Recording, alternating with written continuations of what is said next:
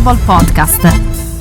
Hello everybody and welcome to another episode of the Italian Football Podcast. I'm Carlo Garganese, joined as always by Nima Tavali. On today's show, we will react to the final weekend of a thrilling Serie A season.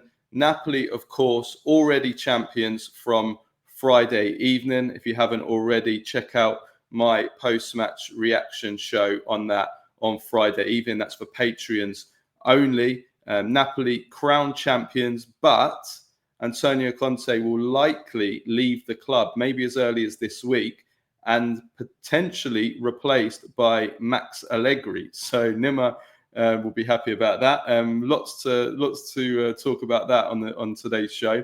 Inter, of course, have to settle for second in Serie A, but we will preview the massive Champions League final against PSG this Saturday. In Sunday evening's matches, Juventus just about earned the fourth Champions League spot in a 5-goal thriller in Venice. Roma just fall short of a miracle and they come fifth. But Lazio completely choke at home to Lecce. And after what has been a really excellent season for most of the season, now are out of Europe altogether. And Fiorentina take that final European spot to go into the Conference League yet again. Milan are out of Europe altogether. We knew that already. But there were massive fan protests against Jelly Cardinale and RedBird during their final game of the season against Monza. We'll ask the question whether the dominance of American owners in Serie A is good or bad for the league, as it looks like there's going to be another American owner in Serie A. Meanwhile, Empoli and Venezia are the final two teams relegated, along with the already relegated Monza. They all go down to Serie B. We'll also have our Serie A awards for the season. We'll select our best 11, our MVP, our flops of the season, our players of the season for each club, and many more prizes. So we'll go through all that as well. It's going to be a jam-packed show. And of course, we'll have our usual Baggio, Premface, and Serie ASS of the week. Right, so a quick heads up for all the Serie A fans in the UK and Ireland. You can stream every single match live on OneFootball. No matter which team you are backing, OneFootball's got you covered. You can watch on via the OneFootball app on your phone or connected TVs from Apple TV, Google TV, Samsung, LG and Fire TV, or on the website tv.onefootball. And what's even better is that you can choose how you watch it. You can grab a team or season pass to watch all the matches until the end of the season, or just the ones from your favourite club. There's also a match day pass for £9.99 to watch all the weekend's games, or a single match on pay-per-view for £4.99. If you miss the live game, you'll still get access to all the match highlights too. So if Serie A is your thing, OneFootball is where it's at. And we have a link in the description of the episode for you to buy your preferred stream. For all our first-time listeners, this is our free weekly episode that we do every Monday, reviewing the weekend Serie A action and all the biggest talking points in Italian football. If you want to support the Italian Football Podcast and receive all of our content that we do throughout the week without any ads, including a weekly Q&A episode where we answer all of the questions from our patrons, plus the weekly Thursday midweek review show, plus interviews, post-match reaction, and much more, then go to patreon.com/TIFP and become a subscriber for just $3.99 a month. You can also sign up to be a paid subscriber on Spotify for the same price. The link is in the description. You can also watch us on YouTube, and you can become a patron on YouTube via YouTube memberships. Just go to our YouTube channel on youtube.com/@ItaFootPod for more details. And for all of you that listen to us on all of these platforms, we'd really appreciate if you give us a 5-star rating, give us a follow, a like, subscribe to us on YouTube, like our content, and all of that really helps us to grow and do more quality content for you guys. Okay, then, let's get into today's show. So we're going to start off with the 4th place race. As I said before in the intro, I've already done a post-match reaction on the Napoli winning the Scudetto, which came out on Friday evening. So all our patrons, you can watch, or rather you can listen to that if you haven't already done so.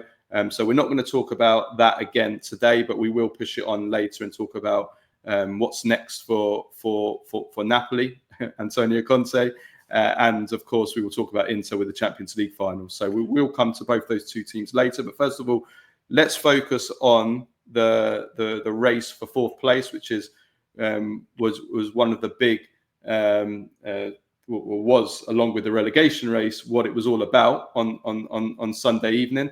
And it's Juventus who just about get fourth place. They beat Venezia 3-2 in Venice. Roma win 2-0 in Torino, and Lazio lose at home to Lecce. We'll come on to Lazio later. A complete choke job by them. But that leaves the race for the final fourth Champions League spot. All three teams were in with a chance ahead of the Sunday evening games. Juventus finished the season in fourth on 70 points.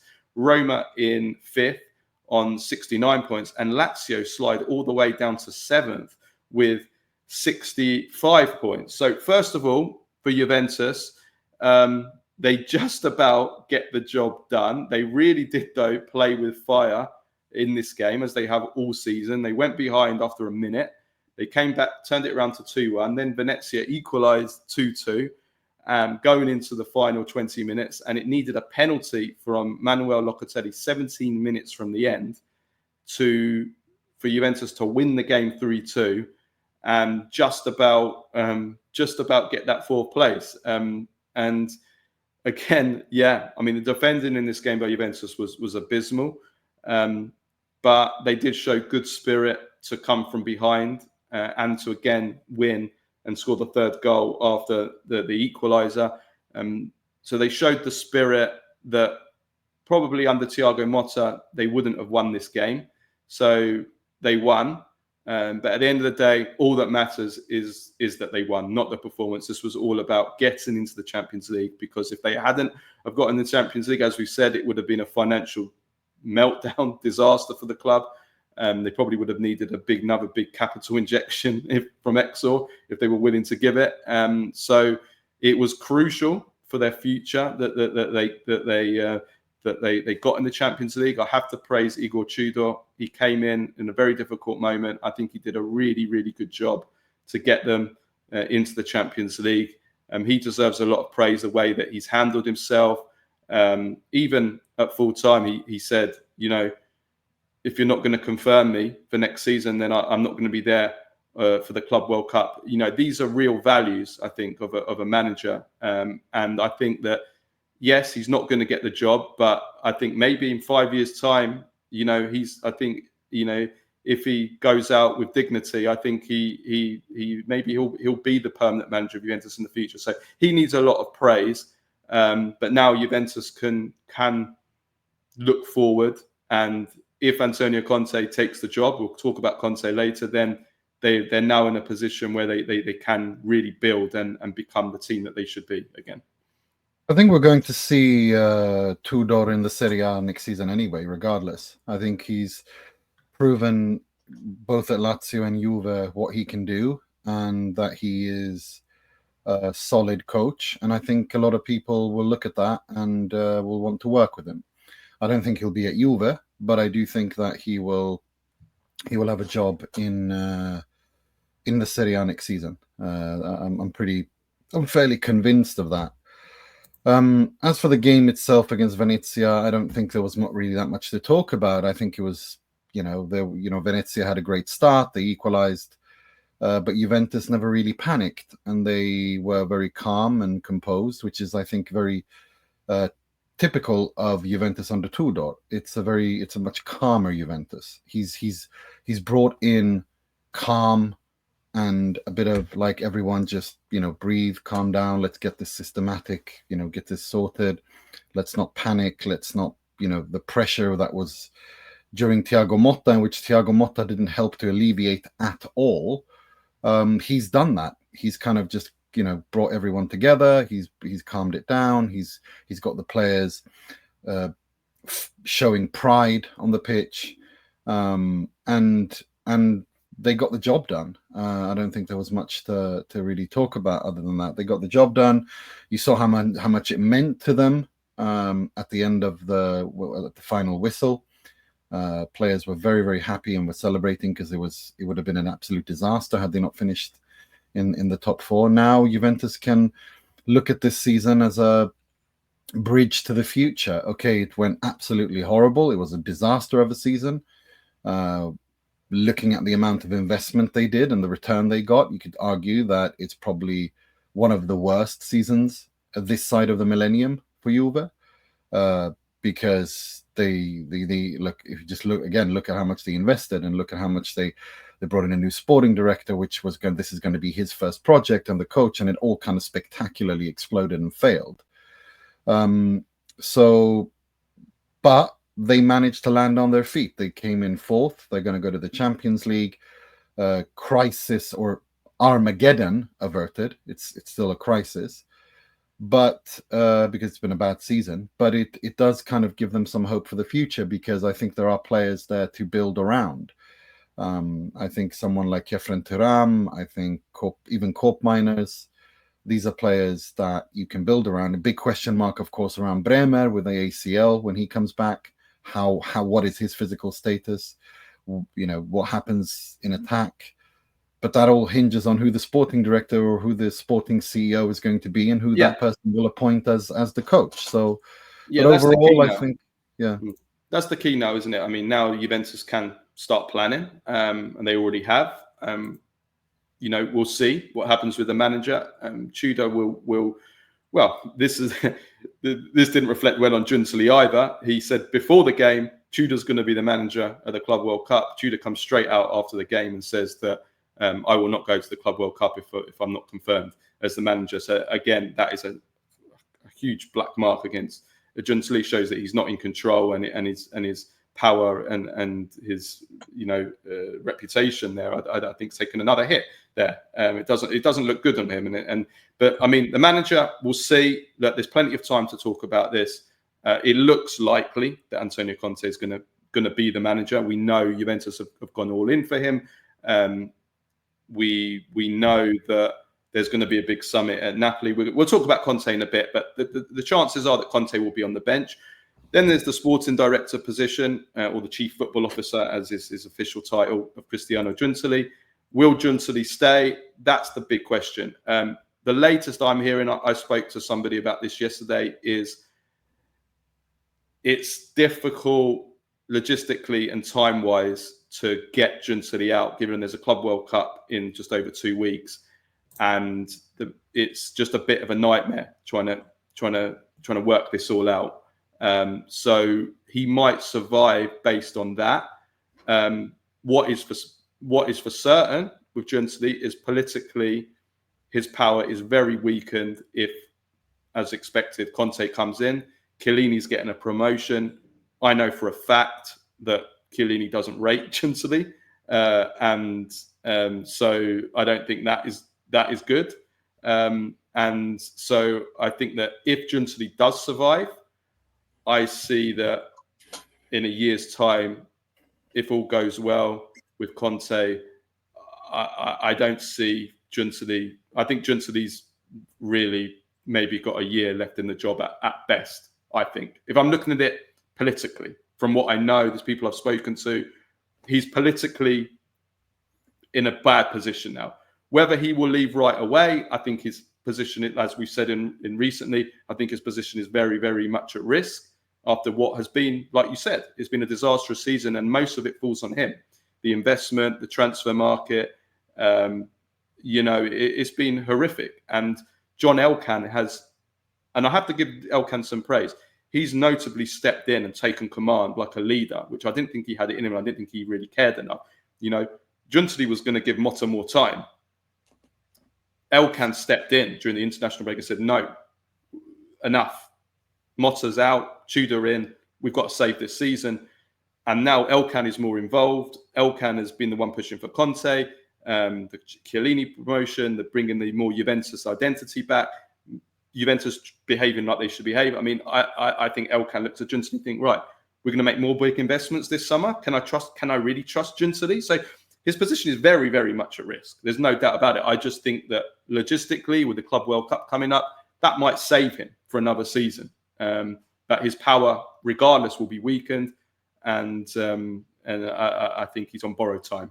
So that's the for me, Cristiano Giuntoli is a dead man walking. I think he'll be out by the end of the Club World Cup. There's no chance you can go into this situation. You can't go into next season with a chief football officer who has no political power and the president or the Elkan wing of the Agnelli family running Juventus over his head. That's just not possible. You can't bring in a coach who Giuntoli doesn't want. I mean, it's just if Elkan does that, then he's a clown. That's just not going to work. I just don't think he will do that. I think it's going to be, if I'm perfectly honest with you, Giorgio Chiellini has a master's degree in business administration from the University of Turin. I think they're basically grooming him to become the sporting director and the chief football officer. And he has the footballing qualifications. He has the footballing contact net. And I think it's obvious he's also got the business mind as well. So I think they're grooming him to be. But he's not ready now. He couldn't do that. They couldn't afford him now. That's no way. There's not now. Maybe in a year, 2 years time, definitely. I think that's where we're headed. I think whether or not he shares the position or they bring someone else in to kind of help him do it this season as well, this coming season. But I just don't see. You can't keep Cristiano Giuntoli and have this dragging on over a season when it's evident that he's a dead man walking. That creates instability, and if they're going to bring Antonio Conte, that's going to piss him off too. He's not going to have that. He needs to know who he talks to. He didn't want Conte last season. So again, politically, it's a disaster for Giuntoli. We'll see. We'll see if it happens straight away or whether it happens later on. But I think politically, he's a dead man walking. I expect him to be removed. And then of course, just to move it on, there's the transfer market as well. There's going to be a lot of changes. We'll talk about this in future episodes. We're going to be bringing on transfer guests and everything. They need a striker. To replace Vlahovic. There's a lot of players on loan. Will they stay? There's positions, there's gaps, and depending on who the coach is, we expect Antonio Conte. What system does he build around? There's going to be a lot of changes, so it's going to be another very active summer, I think. For Juventus, no doubt about it.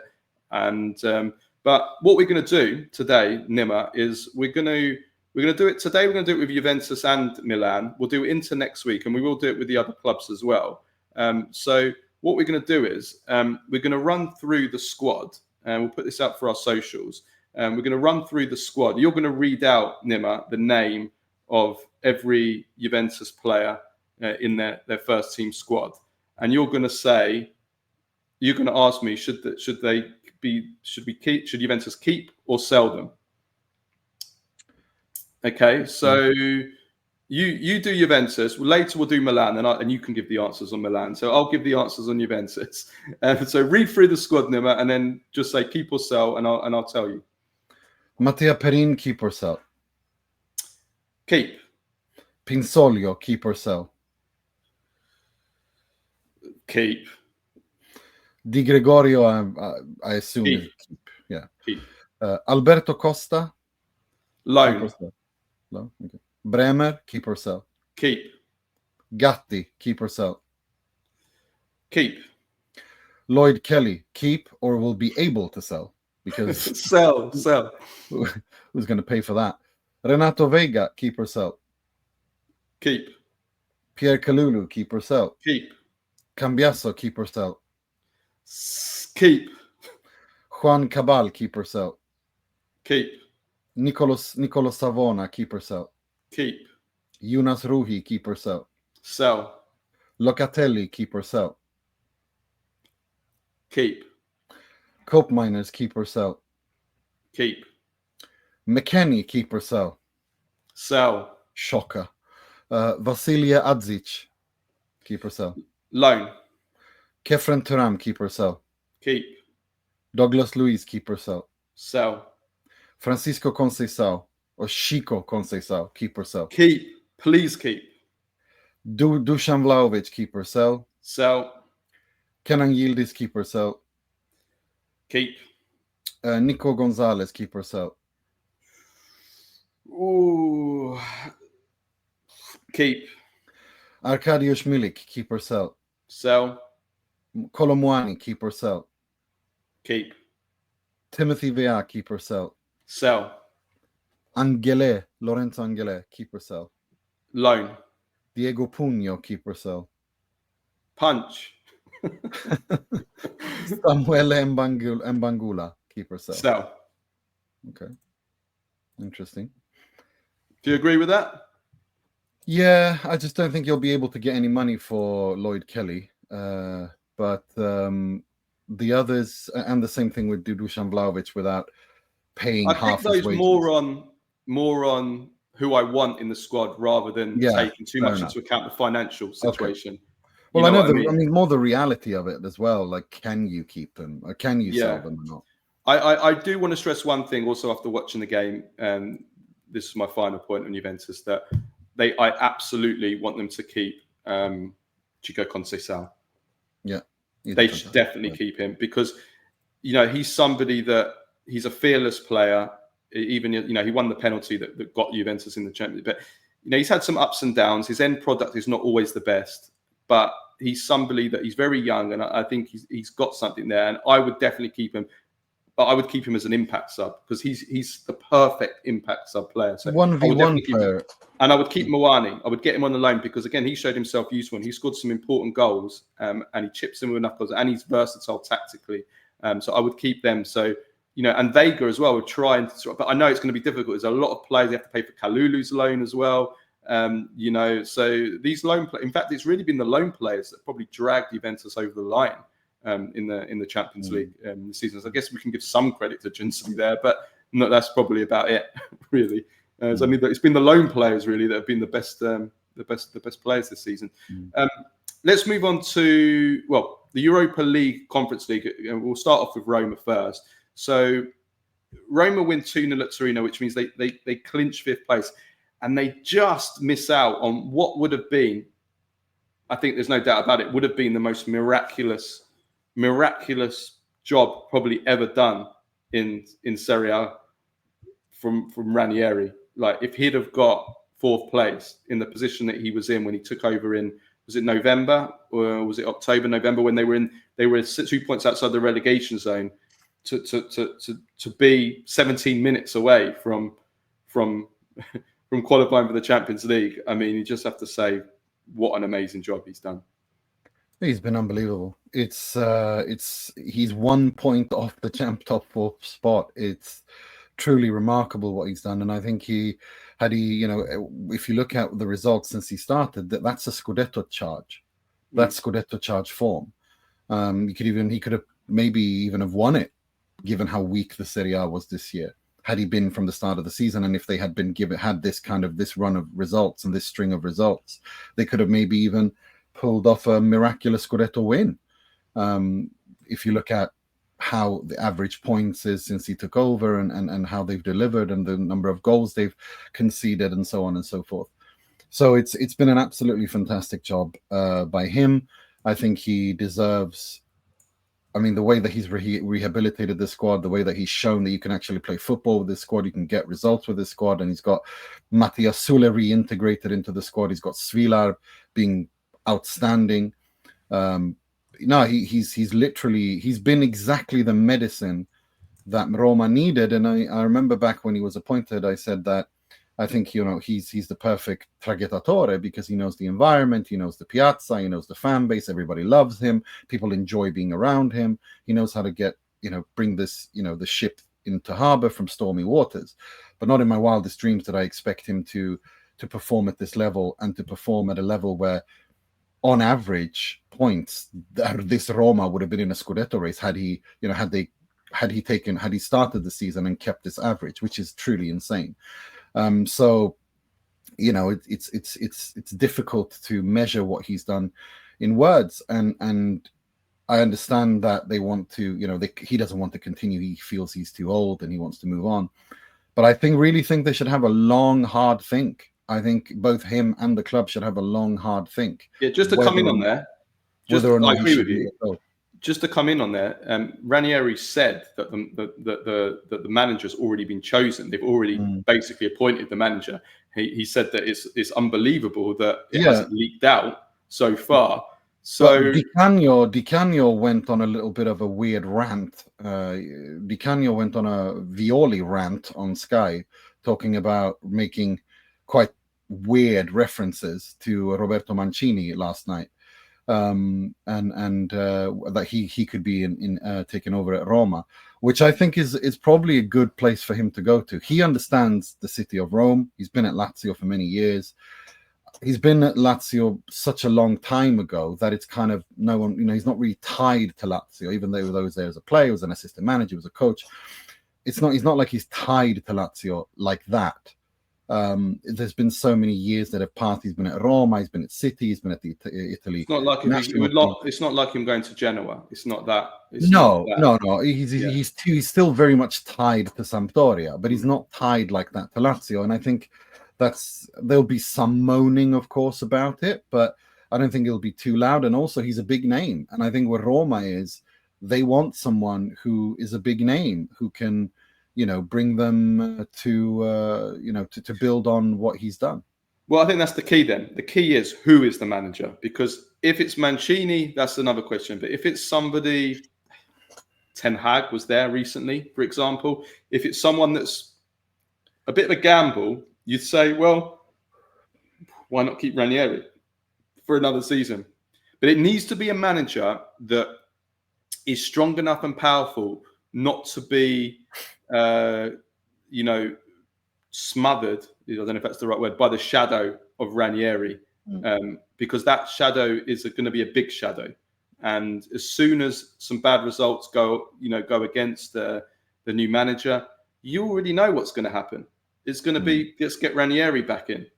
It's inevitable. And the comparisons are going to be to Ranieri. And, why didn't we keep Ranieri? So it needs a manager that's big enough, has the personality to not only be able to handle that city, which is such a difficult environment, but also to be able to handle, a legend like Ranieri that's going to be, an important part of that club now. And so that's going to be difficult for the next manager.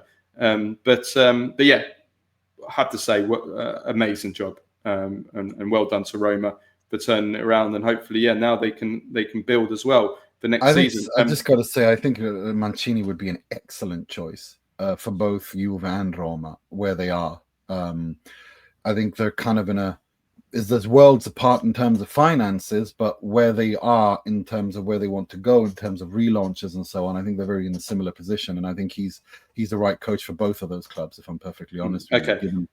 Given how he's good at developing young players, the football he wants to play, the football that both of these clubs want to play, the players already in those squads with wide players. He likes to play a 4-3-3. I think it's a good choice, Mancini, for both Juve and Roma. We have to talk about Lazio, though. This is an incredible story. Like, what a choke job by Lazio. Unbelievable. Lecce at home only need a draw at home to qualify for Europe. They were in with a chance of actually qualifying for the Champions League as well. It was going to be difficult, but with Juventus when Juventus went behind, there was actually, the possibilities were open there for them to lose. I don't know if I agree with if it's a choke job or more of a regression to the mean. I look a little bit at Lazio and Bologna in the same way. For large parts of this season, it's been very, very good. This was a reset for both Bologna and Lazio. After Motta, after whatever the hell happened at Lazio last year, they were looking at a situation where both of these clubs wanted to see, okay, this is year zero, where do we go? Bologna in their trophy drought in the Coppa Italia, they had a decent Champions League run, but in the league, finishing ninth, that's a badge. That's not an overachievement. Some could even argue maybe that's an underachievement. Some would say that's pretty much where they should be. So I think it's a meh for Italiano in the Serie A. For Baroni, 7th, I think that's a fair reflection of what the expectations were going into the season, Now, during the season, those expectations changed because they looked so good. They won the league stage of the Europa League. They were in the quarterfinals. We were hoping they could reach a semi-final, even a final. Maybe even we were hoping for a Rome derby final of the Europa League, right?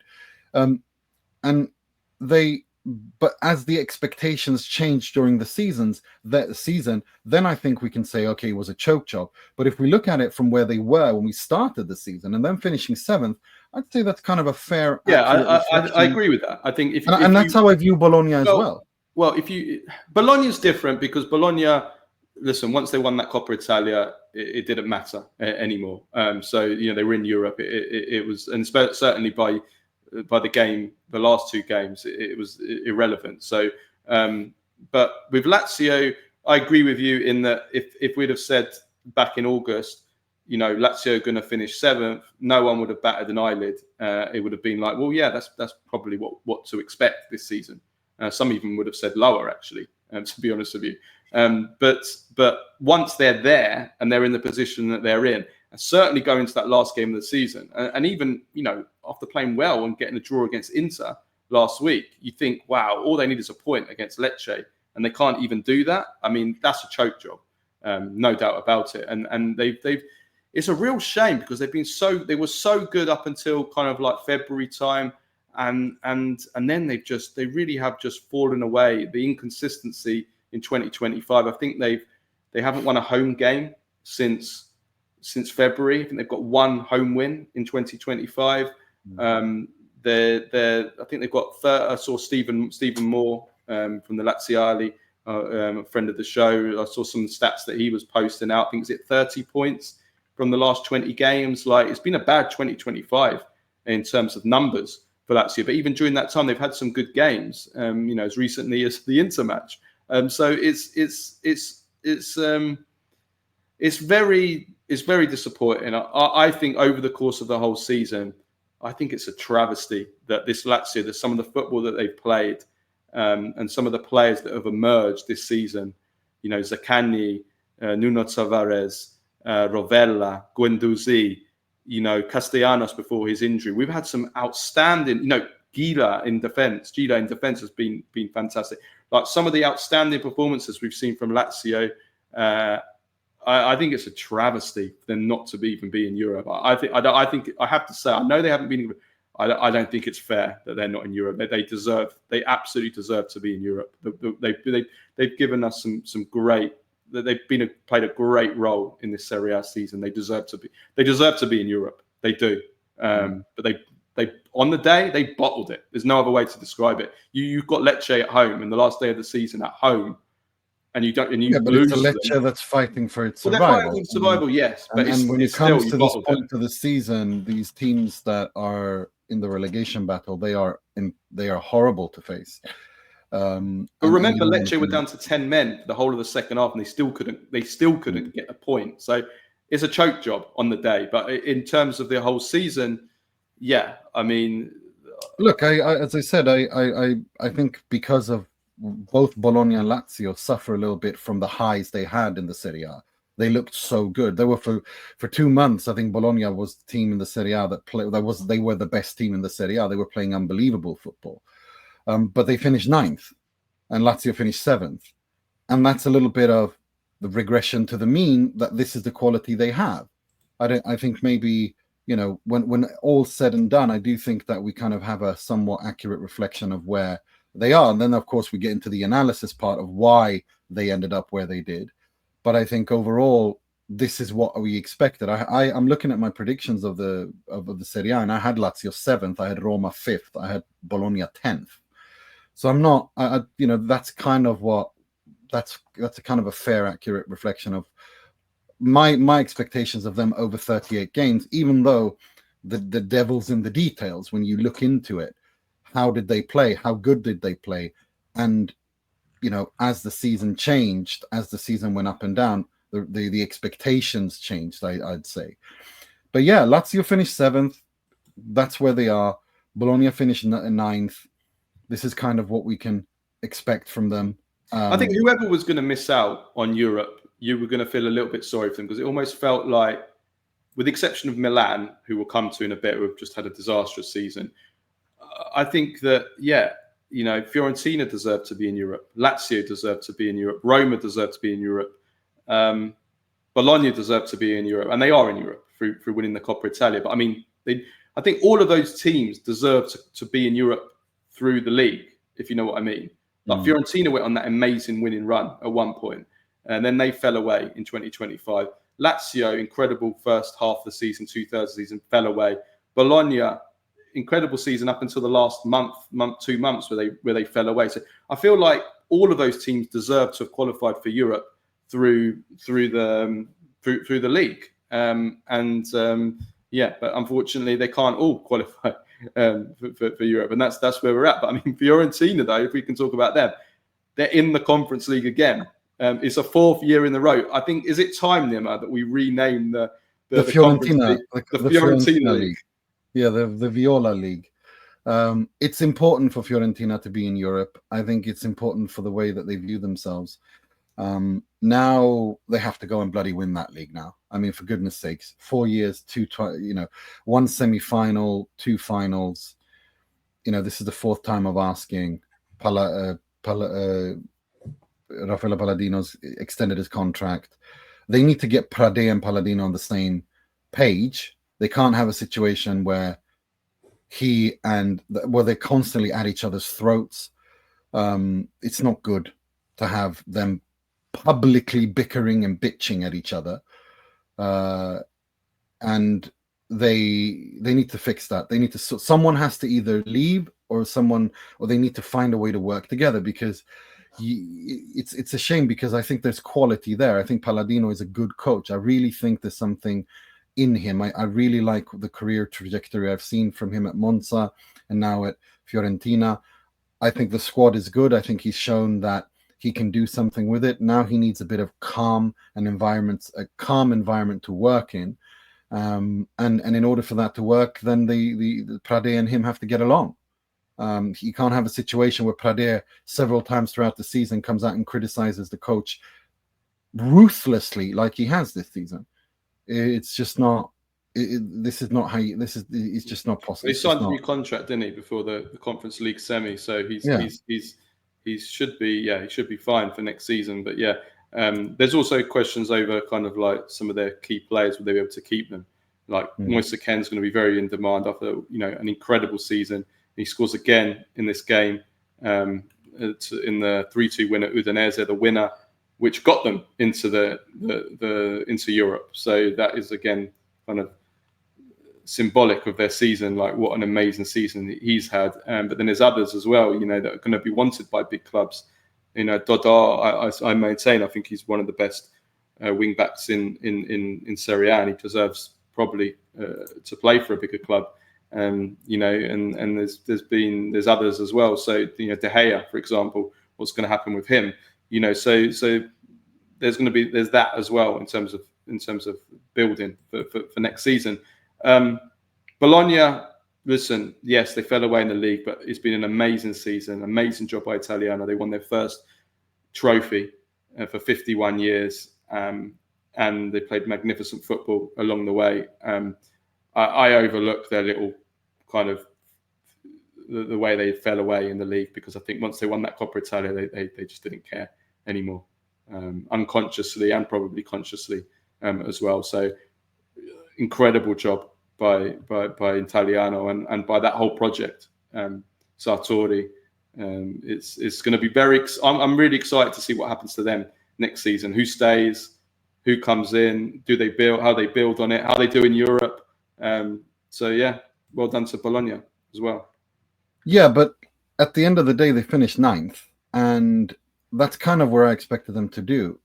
And obviously, there's a huge asterisk, and that is 51 years with no trophies ended, which is a huge thing for them. And as a result of that, they're in Europe. And I think this is a little bit. Italiano's played some fantastic football. He's shown growth, maturity.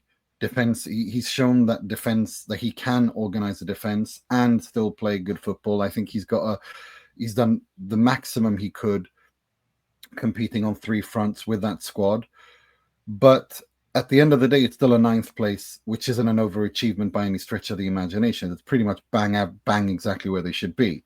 Next season, I want to see, if he stays, I want to see him being able to overachieve, quote unquote, in Europe as well as in the league, in the sense that finishing a European spot in the league and maybe or win the Europa League, which would be a huge, unbelievable achievement, overachievement, right? Something like that is needed for him to kind of reach that level where we all hope that he can reach, and that is to play in a top to coach a top side like Napoli, like Juve, Inter, Milan, something like that.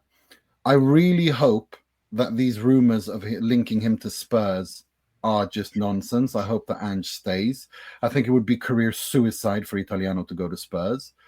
I hope that now that Spurs have finally won a trophy with Ange Postecoglou, that he stays there and that they leave Italiano alone, and that he continues this project at Bologna, and that they can build towards next season, because I'm really excited to see what he can do in the Europa League and the Serie A next season. I agree. I do want to see improvement, though, because the 9th spot is bang where we expected them to do. I think he should stay for another year and then join. But I do think that he's proven himself and he's moved up many levels this season. He's overachieved by winning a trophy with Bologna. Bologna have no business winning a trophy. And at the end of the day, would you rather finish 9th and win the Coppa Italia, or would you rather finish 5th, which Roma have done, or 6th, as Fiorentina have done, and not win anything? You go for 9th and win the Coppa Italia. Or 4th. I mean, that's the 4th thing. Is different because in the Champions League, but that's what I mean. They were in with a chance to finish 4th, and they kind of fell apart completely. And that's my point: is that if you want the biggest jobs in Italy, you have to deliver in the league, not just win trophies, but you have to deliver in the league. And you have to overachieve. You have to be realistic as well. I mean, Bologna are not constructed and set up to fight on 2 fronts. And they obviously they fell away at the end, partly because of that reason. I think that what we've seen for the majority of this season with Bologna is incredible, and it's been improved. We've seen a big development from Italiano with his defensive game, with that side of things. They fell away at the end, but I also think that because of winning that Coppa Italia, they basically, the last 2 match days of the season, their focus and it went away. So I think that needs to be acknowledged as well. And if there was something riding on this last game against Fiorentina, we probably would have seen a different result. There was nothing riding on it. If they'd have beaten Fiorentina, they'd have gone up to 65. They would have gone above Milan and above Lazio. So then we're having a different story, a different discussion. So I think that needs to be taken into account as well. At the end of the day, they won the trophy. But what isn't in debate, Nima, is that Milan's season is a total disaster. We've already discussed that, of course, because they had nothing to play for in this final game, despite moving up to 8th because of Bologna's loss. They beat Monza, but all the talking points and all the discussion is about what we saw during that game in the stadium, where the fans put even before the game, they made it very clear with mass protests against the management, against RedBird, against Cardinale. The whole day really was taking a stand against the ownership, wasn't it? I mean, I think it's been estimated that there was 3,000 to 5,000 fans that were gathered outside the Milan HQ during the day. Those fans then all marched together towards San Siro, where there were insults, there were chants in favour of Maldini, against the ownership. And then they took their place in the stands, and they created this "Go Home" message written in English in the stands, and it was massive. They stayed until the 20th minute, and then the whole Milan, all the fans, the ultras, they walked out after 20 minutes. And Milan are in talks to sell Tijani Reinders. I mean, it's this is not a tenable situation. Advanced talks, according to this is not a tenable Marcio. situation. He cannot it cannot continue like this. What he doesn't understand is this is Italy, this is Milan. You continue to do this, and they will the next step now is people to no longer buy season tickets, and that will show. Don't get it twisted. You continue this shit show, you continue behaving like this, you continue pissing off these fans, that is the natural step. Now it's Iglitare who's going to be the sporting director, which I actually think is a decent choice. I rate him. I think he did a good job at Lazio, and he worked under a lunatic in Lotito, and he managed that he can handle crazy people and difficult situations, which I think is a very underrated skill. But he's also someone who he's not a walkover, but he's diplomatic, and I think you have to be diplomatic when you're in these big clubs. So I think that's a good choice.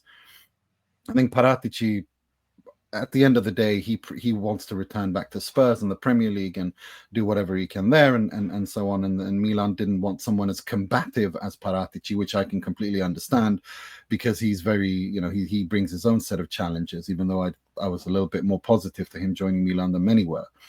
But Iglitare is a good sporting director. I think he's the right choice of it. I think he can work well with Zlatan. I think he can work well with the ownership. But they need to get the coaching right.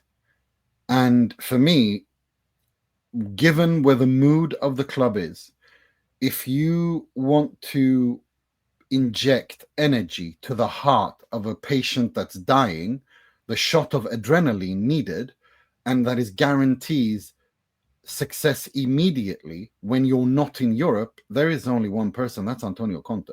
There is no one else. There is no one else you bring in.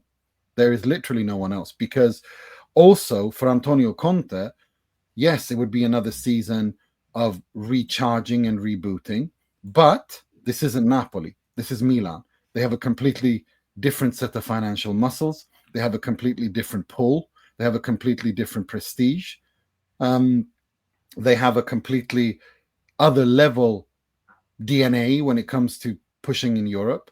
And if Milan want to immediately return to the top, they go after Antonio Conte. For Antonio Conte, this is a chance to write complete history, becoming the first coach to win with 5 different clubs. With 4 different clubs, not 5. Cool. Becoming the first coach to win the Serie A with Milan, Inter, and Juve. Winning Milan's 20th Scudetto, the second star. So there's more speaking for that for Antonio Conte than there is for him to return to Juve, and we're going to talk about him going to Juve in a minute. But also for Milan, again, you want to have energy, someone who has a winning mentality, someone who guarantees success, someone who comes in and kicks ass, who also organizes defenses, who also organizes a structure, who gets the fans and everyone behind him. Yes, he will fight and he will kick and scream, and when things aren't going well, he'll throw hissy fits, but it doesn't affect the dressing room. The dressing room is united, and he wins. I agree, but it's pointless even talking about that because I mean, Conte's, we know he's going to end up at Juve. So I mean, they've lost that, and then they've also, I mean, Allegri. I mean, I don't think Allegri would have been a good choice, of course, but it looks like Allegri will probably end up at Napoli. So they're already, and you're saying Mancini maybe to Roma. I mean, we'll see. Maybe Mancini goes to Milan, but it already seems like they're already playing catch up on and they're running out of options. Let's say because they can't get Sarri, that's impossible. Now that Tare's gone to Milan, that's impossible because those two hate each other. So they won't. So Sarri's out of the picture, and he could have been a good choice. So who do they go for? They're running out already. There's not that many options. So, and the next coach is going to be, well, as you said yourself, is absolutely crucial. They cannot get another managerial choice wrong. They've gone through 4 managers or 3 managers in the space of a year. No, it's a mess. We'll see what happens with I'm not sure Allegri goes to Napoli. I think Allegri will be much calmer. I don't think he'll decide right now. I think he wants to bide his time before making a choice. As for Conte, yes, it seems more likely than not than a return to Juve. But again, stranger things have happened with Antonio Conte. He could suddenly have a change of heart as well. You never know with him. And we don't know what Tare wants. You know, he's yet to kind of, decide what he wants to do. So I think it's all very up in the air. But yeah, it does seem that they are running out of big name options. The big question, though, Nima, is this: though, can Cardinale possibly survive all this now? Like what we've just witnessed. I don't think he cares. He wasn't even there. He's not even there. I mean, he barely visits Milan anymore. He's barely at the club. I think until this starts hurting Milan financially. RedBird, then. RedBird. Yeah, RedBird. Yeah. Until this starts hurting Milan financially, meaning they start boycotting the clubs for ticket sales and season tickets and stuff like that, he won't care. He literally won't care. He'll continue to do this player trading Moneyball thing that he's done with Tonali and now with Reinders and so on. And I don't think he'll care. The only way you hurt these people is to hit them. The only way you hurt these people is to hurt them in the wallet. That's the only language they understand. And I think we're not far off from that. Well, I think we will get that. If they sell Reinders, then they're going to have to do something to win the fans back. A big transfer. No, if they sell Reinders, then you will see these, you will see people start to pitchforks. Yeah, it will be demonstrated. There will be protests. You could even see organized protests to stop buying tickets and season tickets and stuff like that. I think that's the only way. I think that's the only way that you send a message to him. And I think, and from what I understand in Milan, they're not far off from that. And it's not just the ultras; it's all fat. It's all no. We saw that against Monza. Well, let's do as we did with Juventus. Let's do the Milan keep or sell. So we're going to run through the squad. I'll run through the names. You tell me simply, Nima, keep or sell. So we'll start off. Mike Maignan, keep or sell? Keep. Marco Sportiello. Doesn't really matter. Keep. Lorenzo Toriani. Third choice goalkeeper. Keep. Teo Hernandez. Sell. Alex Jimenez. Keep. Emerson Royale. Sell, catapult away. Don't sell. Put him in a catapult and throw him away. Fikayo Tomori. Sell to the Premier League. That's good money. Alessandro Florenzi. Sell. Malik Thiaw. Keep. Pavlovic.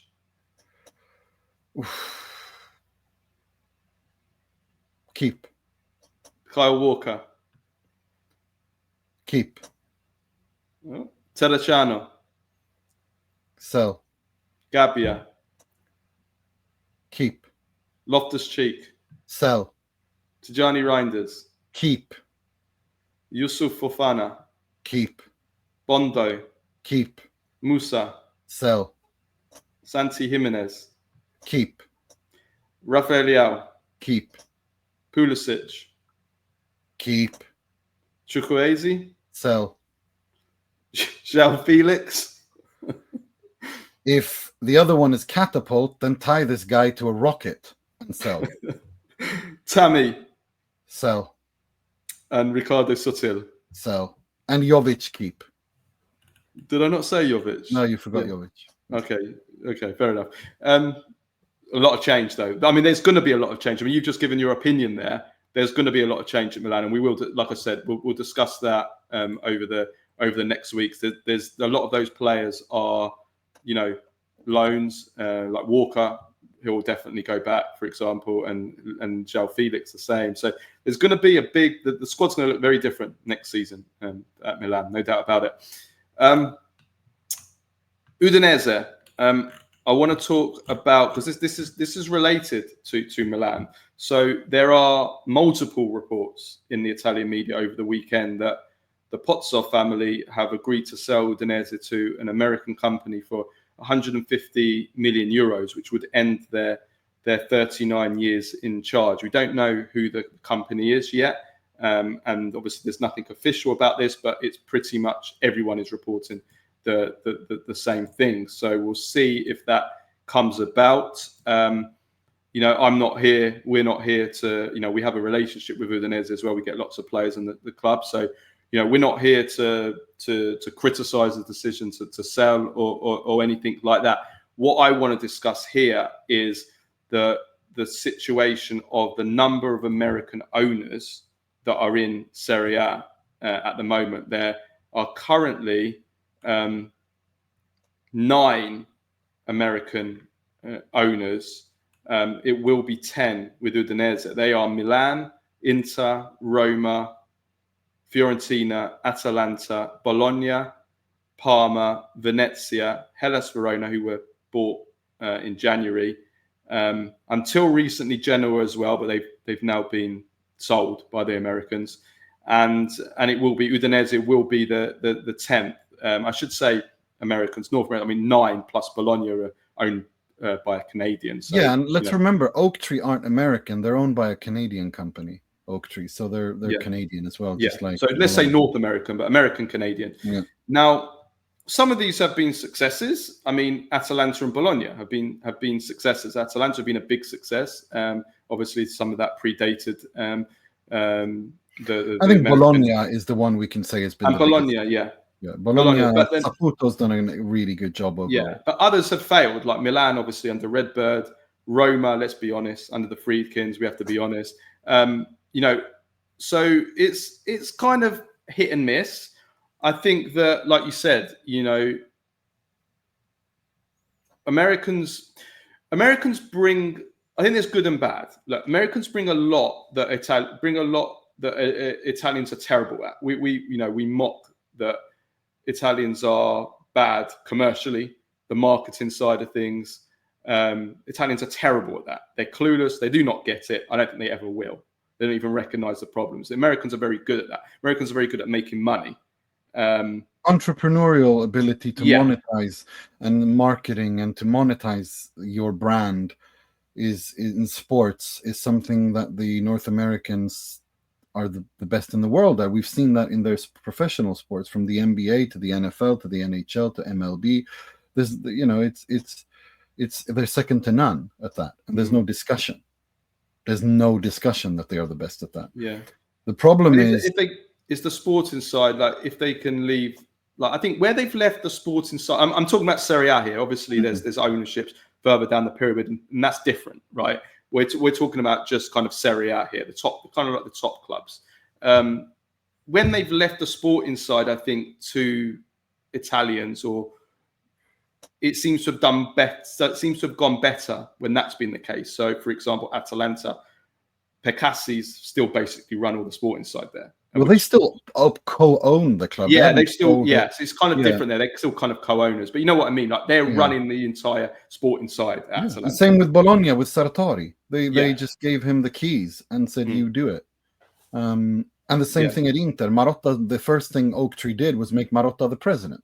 Like, again, understanding what you're good at and what you're not good at, and hiring the right people is probably, and the right person to do the right job, is the most important aspect of any manager or CEO or whatever. And that's, some have done that. The Saputos have done it. Oaktree has done it. As we said, the Steve Pagliuca has done it at Atalanta.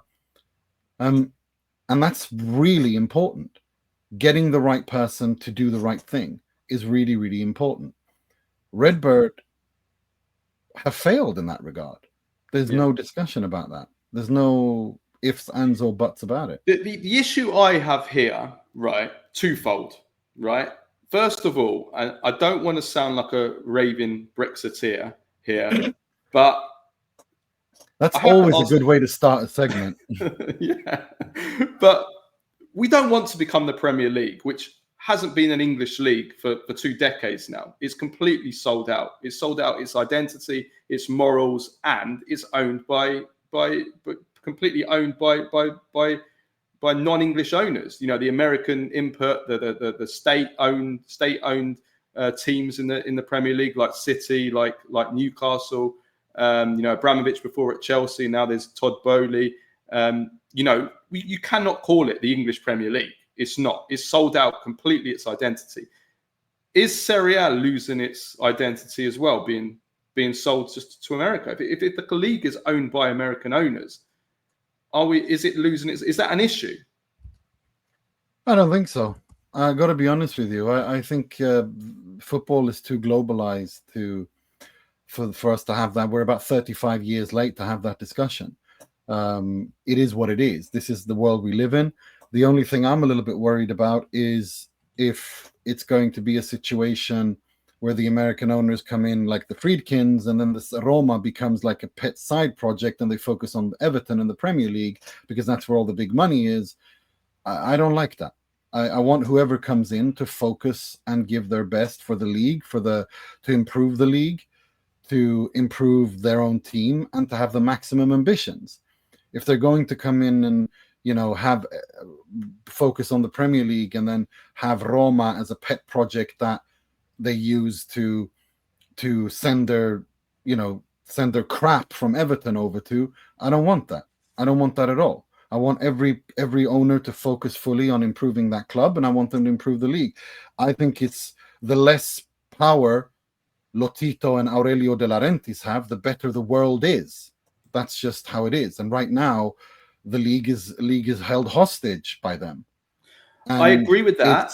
I agree with you about that. It's held hostage by the dinosaurs and by the those. But at the same time, we can't just hand over the keys to America and think that will cure our problems. It won't. And this is, and we laugh about this and joke, but it's true. I'm sorry. There is a ridiculous obsession in Italy dating back to World War II that hasn't changed. That Americans are gods and that they will save everyone and that they will cure everything.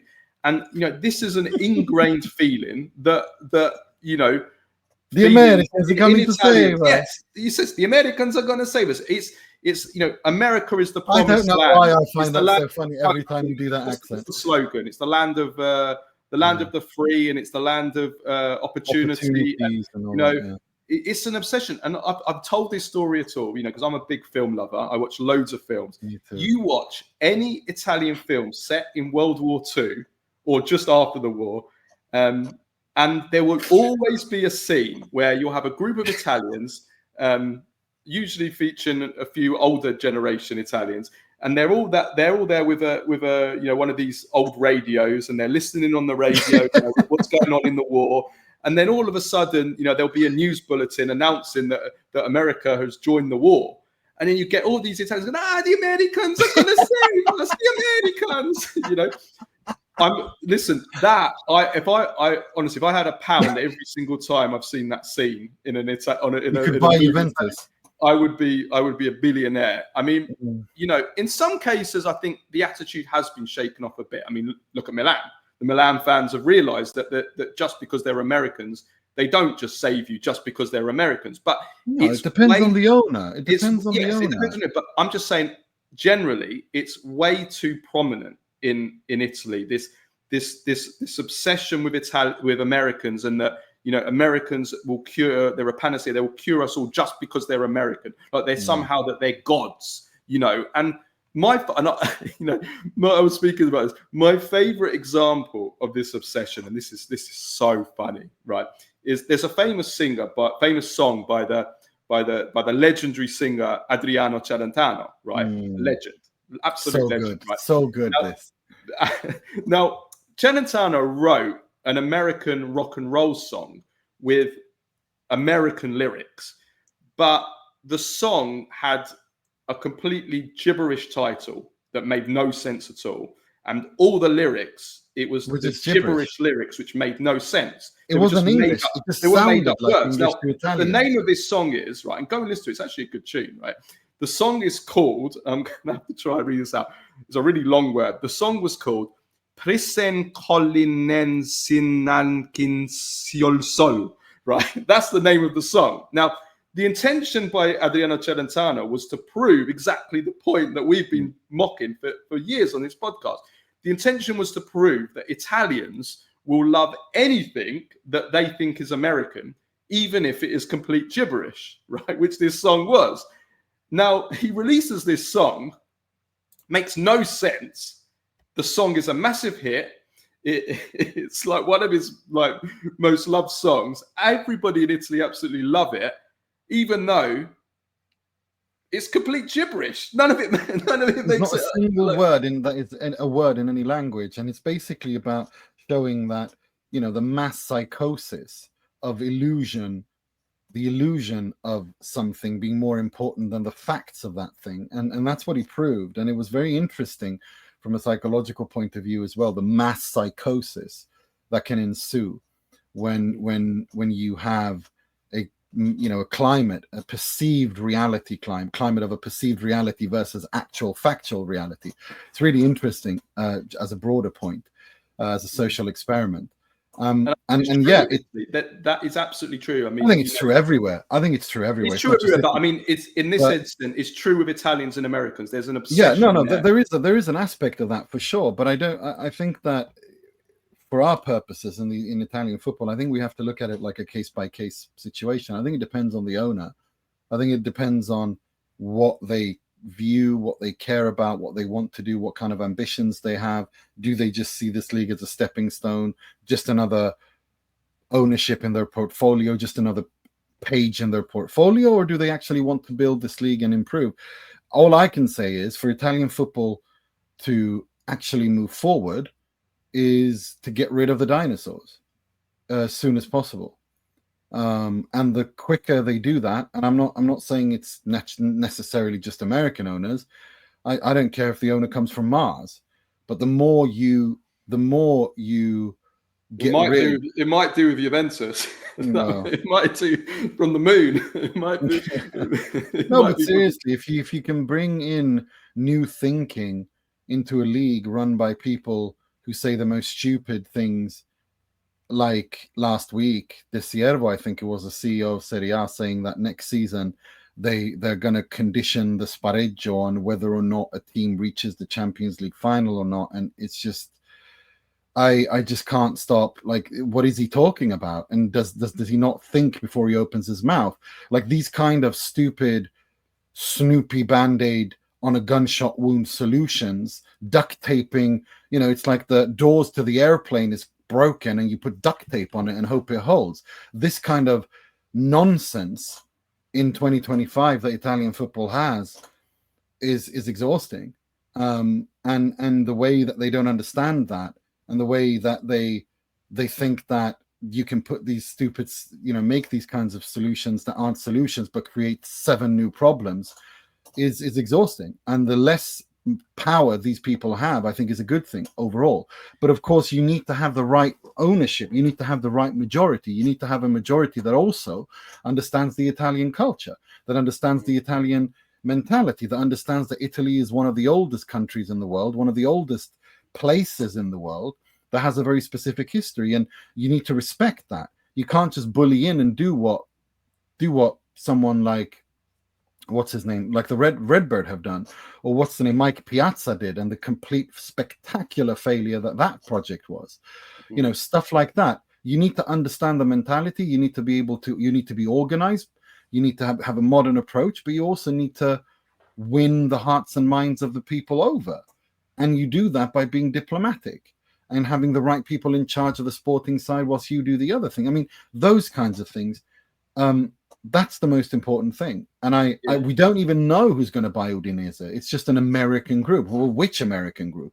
We don't know yet. I think from a broader point, just to finishing off on this, I don't like the Americanization of football as a broader point. Forget about Italian football. The Americanization of football is not good for football. The obsession, yes, they're good at making money, but the obsession of more, the squeezing of every last drop from this money machine, and more games, more tournaments, more teams, more rounds in the Champions League, this ridiculous Club World Cup, an expanded World Cup, no care for the welfare of players, injuries, playing a round a year in America, like the Serie A. The plans to play one match day a year in America. Australia, isn't it? Australia as There's well. going to be one in America. There's going to be one in Australia, but there's plans to do it in America as well. And halftime shows at the World Cup. And all this ridiculous. I have no problem with that, to be honest with you. I think it's. I mean, I don't think that's Americanization. I think that's just. I just think those stuff like that is just promotion. I mean, when you're competing with the English Super League, when you need to think outside the box to be able to combat that. You have a massive Italian root population. So you have no problem with playing one match day a season in America? I have no problem playing a match day a season in Australia where there's a huge Italian minority. I don't have any problem with playing a match day a season in the US and Canada where there's a ginormous Italian like, what's going to happen? I know what's going to happen next season in Australia is they're going to probably play during the Winter Olympics. They're going to play a Milan. I think Milan against Torino is what I've heard potentially. Milan against Torino game being played in Australia. And so Milan will lose their home game. Will lose their home San Siro. Will lose their home game. Milan but Milan will be handsomely reimbursed. Don't worry about Milan. They'll be handsomely reimbursed. But in terms of in terms of fairness for the league, integrity of the league, I don't see why that's a problem. Well, how's that? Because they're losing a home game. They're not going to. It's not fair on Torino that don't play an away game at.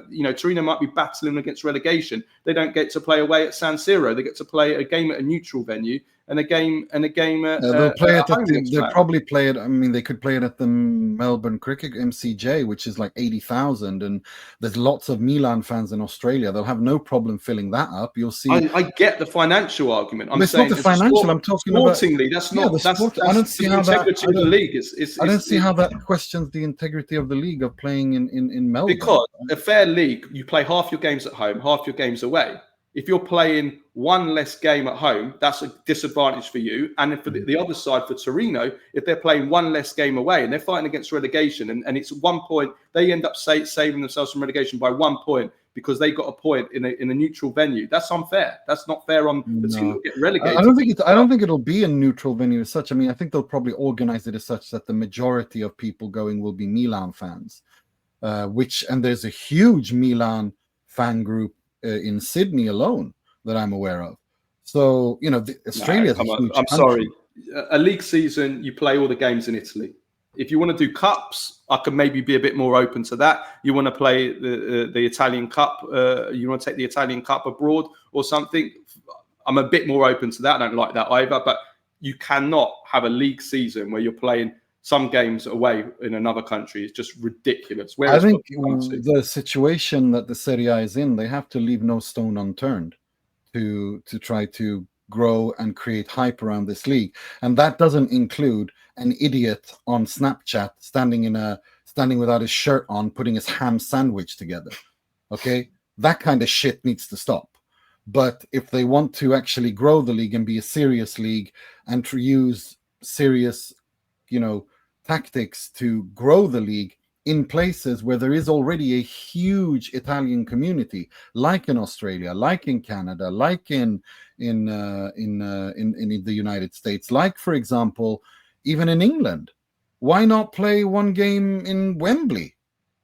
Play a game at Wembley. There's a huge Italian community in England. I mean, take it. I don't understand why they don't do it at Wembley. I don't understand this obsession with just doing it on the other side of the world. I'd be so cocky enough as to play a game at Wembley. I'd rent Wembley if I could, and play one of those games there and fill it up with and turn it into a giant Italian marketing ploy, essentially, of the Serie A. The Serie A should market itself everywhere. No stone unturned, as well as in Saudi Arabia, as well as in China, as well as in Russia, everywhere. I think they should go everywhere. This is a globalized game. I'm not saying it's right. I'm saying it's the reality you live in. And the reality you live in is you're competing with the English Super League. And when you're competing with the English Super League, well, either you continue with an idiot taking off his shirt and putting a bologna sandwich at the Olimpico together, and that's your marketing, and you pay God knows how much for that, or you actually get serious and start to promote your league in a serious way. Nima goes full capitalist, eh, guys? No, I don't. I just, again, what I want versus the reality I live in.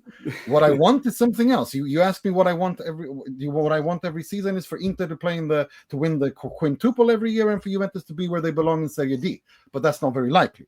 What I think is going to happen is completely different to that. We've lost Nima, everyone. We've lost him. We've lost him to the dark side, guys. Again, we've lost Nima. We've lost it. No, what I want versus what I think should happen, which is good for the Serie A.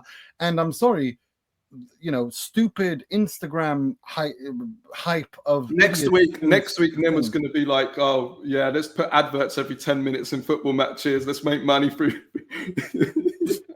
Well, if it stops Brighton buying players from Milan and Juve and Inter and losing their, I'm sorry, but when Bournemouth have a bigger transfer budget than Milan, I'd rather they just end football altogether than have to have halftime shows and one game season in Australia.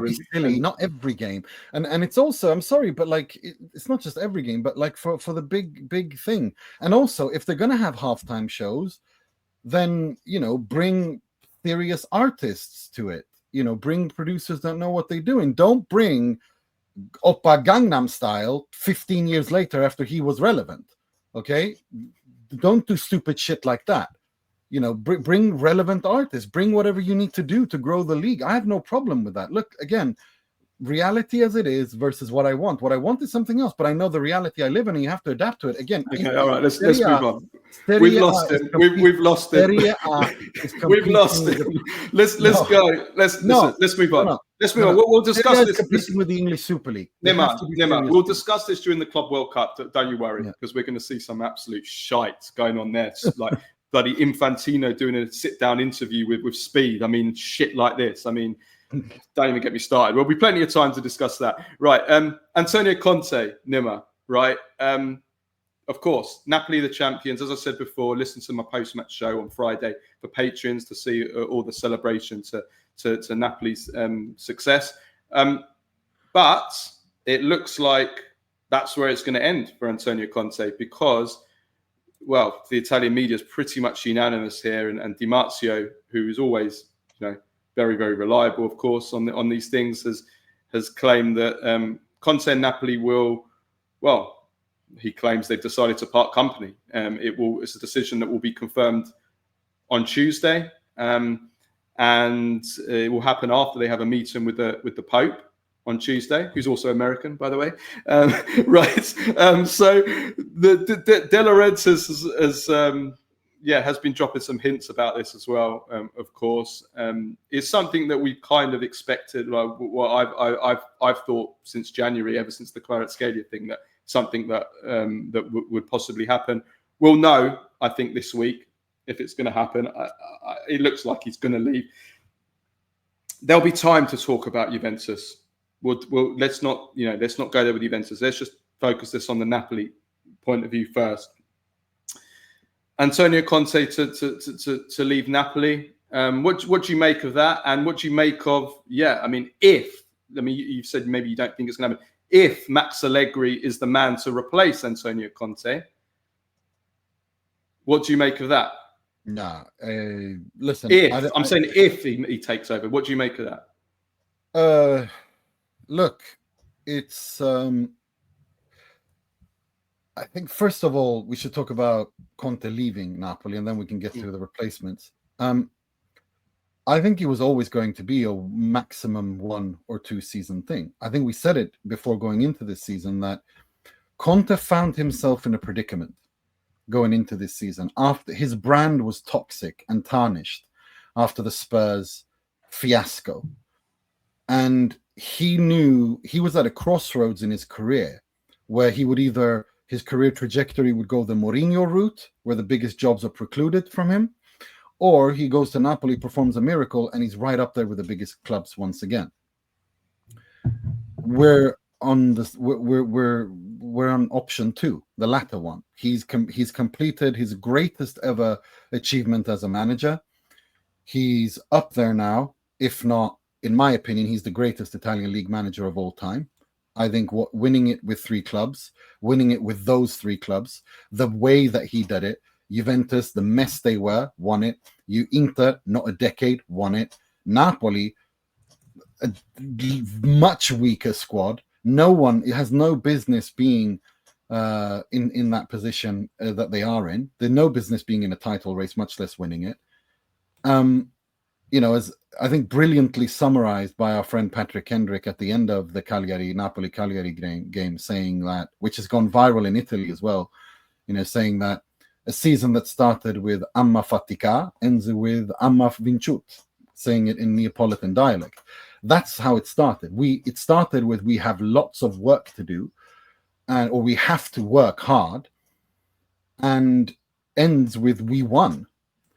And it's drawing to Napoli back with Maradona as well. If I'm not mistaken, they won it twice in 3 years then as well, didn't they? 87, 88, and then 89, 90.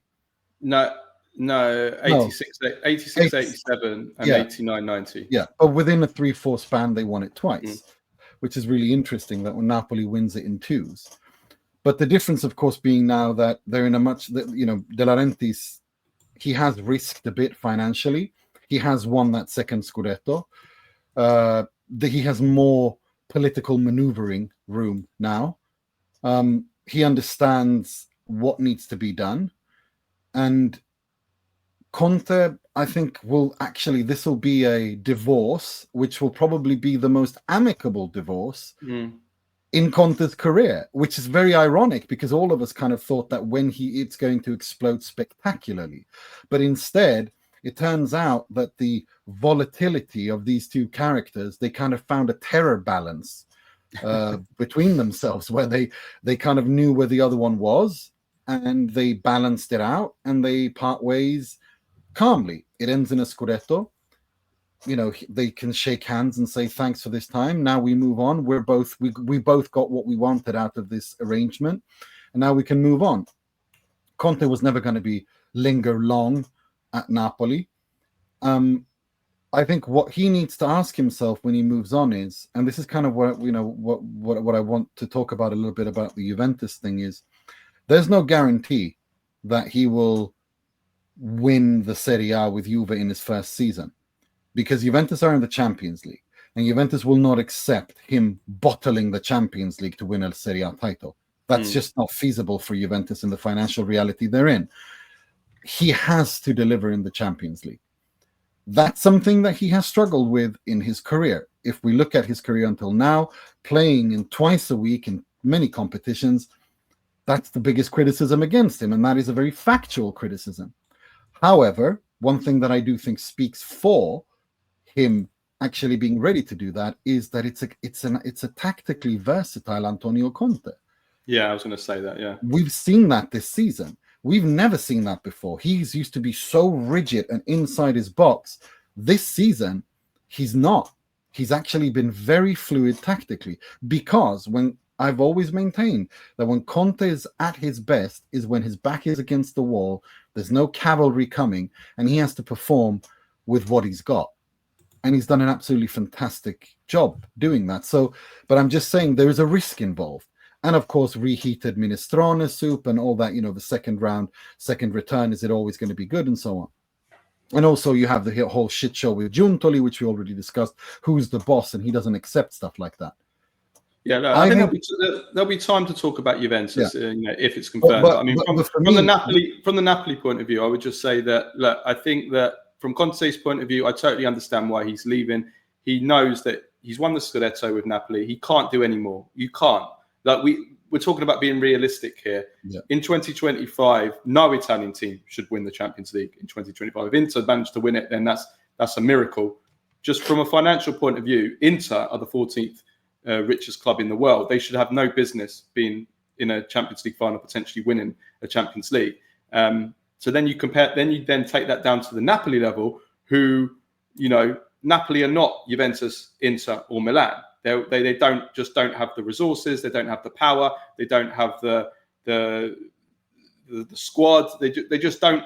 So Conte knows that. He even said it himself. He says, winning a Scudetto at a team that's not the big three, they're not set up systematically set up to challenge for Scudetti. So Champions League, he knows he can't do any more than that. And then you take into account that Napoli have quite an aging squad. There's a lot of work to do. They have a very thin squad. They need to do a lot of signings. And he realizes, you know what, there's nothing more to gain here. And there's too much work to do and then you're adding in Champions League football as well. So that's why he's leaving. And then also I think he's leaving because, he's still got a house in Turin. From a family, I think a move to Juventus also suits him in terms of his personal life, his family life. He can go back to where, be close to his family, to always see his wife, his kids and everything. So he's it suits him on both a professional level and a personal level. So you can understand why he's making that move, because he's going to go to a club that he's going to have the resources. And yes, there's going to be those difficulties, like you said, and question marks. And he doesn't guarantee winning, but what he does is he guarantees competing. He guarantees that you're going to be there fighting in one way or another. More than one way, you're going to be fighting with Antonio Conte. So yeah, that's why he's gone. What happens next to Napoli? Well, I think that De Laurentiis has learned the lesson. Will learn the lesson from what happened with Spalletti. I think he will act quite fast. Whether that is Allegri or someone else, I think he will want to get someone in place. He wants to avoid all the uncertainty that happened last time, and I think he will have been humbled by the mistakes he made last time after Spalletti, where he just acted like he owned the world then, and that got the better of him. He's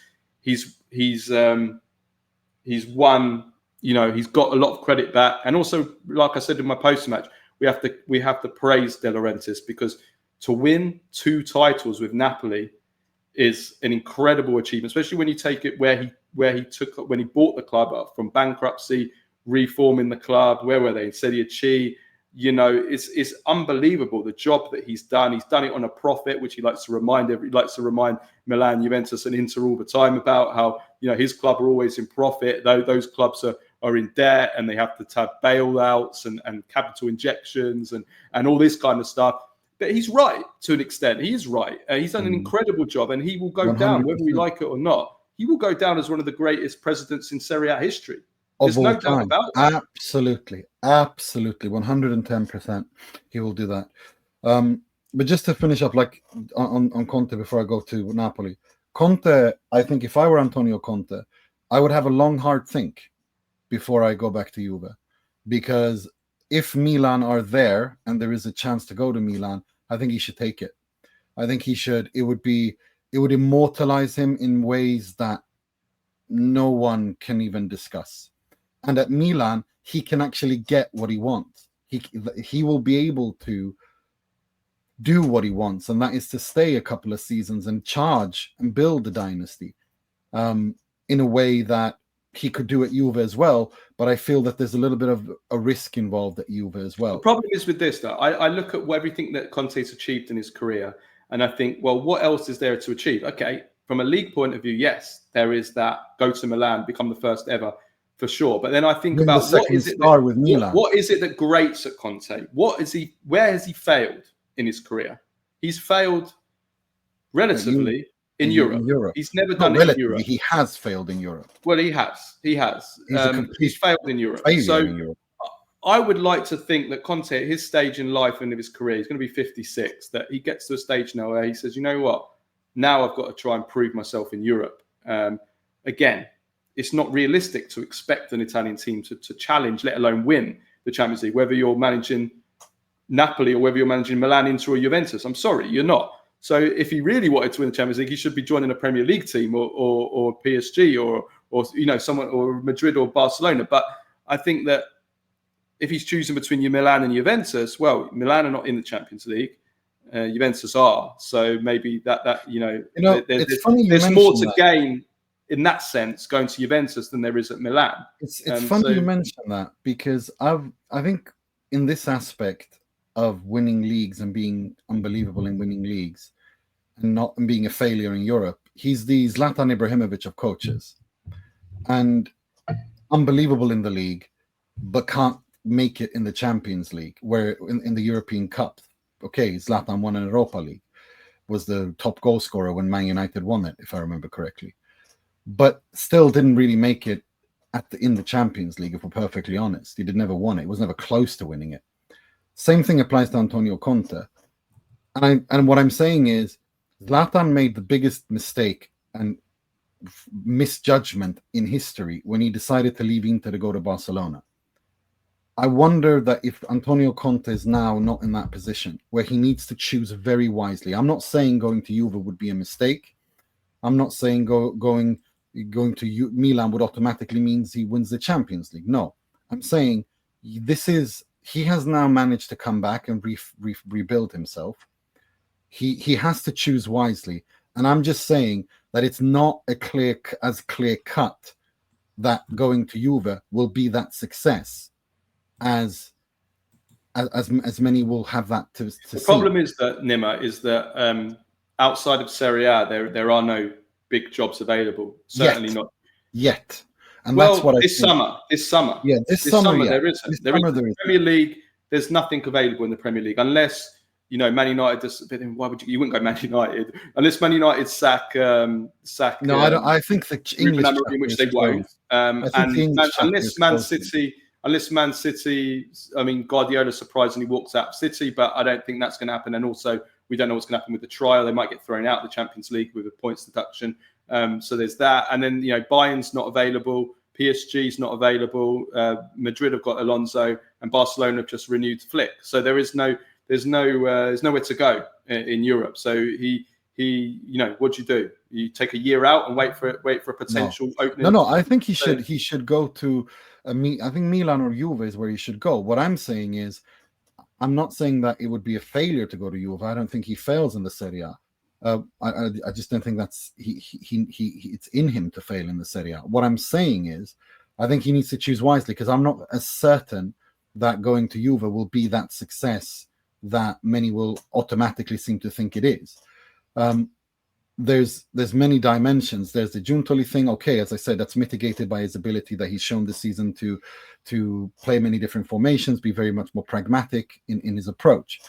I'm just thinking where I think he has the best foundations to not just win the Serie A, but also maybe do something in Europe over a 2, 3, 4 period of time.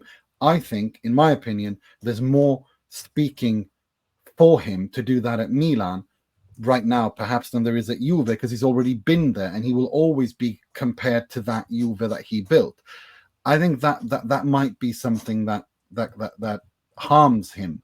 And I think he needs to choose very wisely. Having said that, if he goes to Juve, then Juve are automatically going to be a title contender, which they should be anyway. But at Milan, who finished 8th and haven't been anywhere near winning a Scudetto since that miraculous Pioli season, I think the reward outweighs the risk more than it does at Juve, if that makes sense. You know what I mean? Yeah, I hear you. More will become clear for sure over the next days, I think. But yeah, just to finish that off, it is going to be a lot of turnaround with the coaches.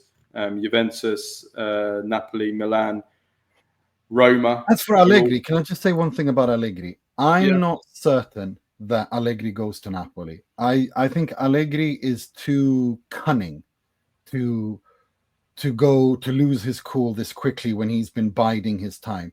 I think he won't lift a finger until he sees or has some sort of signal from Marotta at Inter, because let's remember, they work very well together, those two. They work very harmoniously. They're cut from the same cloth, those two. I think with Allegri, everybody knows my opinion on Allegri, that he's not the same. I don't consider him the same coach as he was 10 years ago, and I think he's gone the Mourinho route.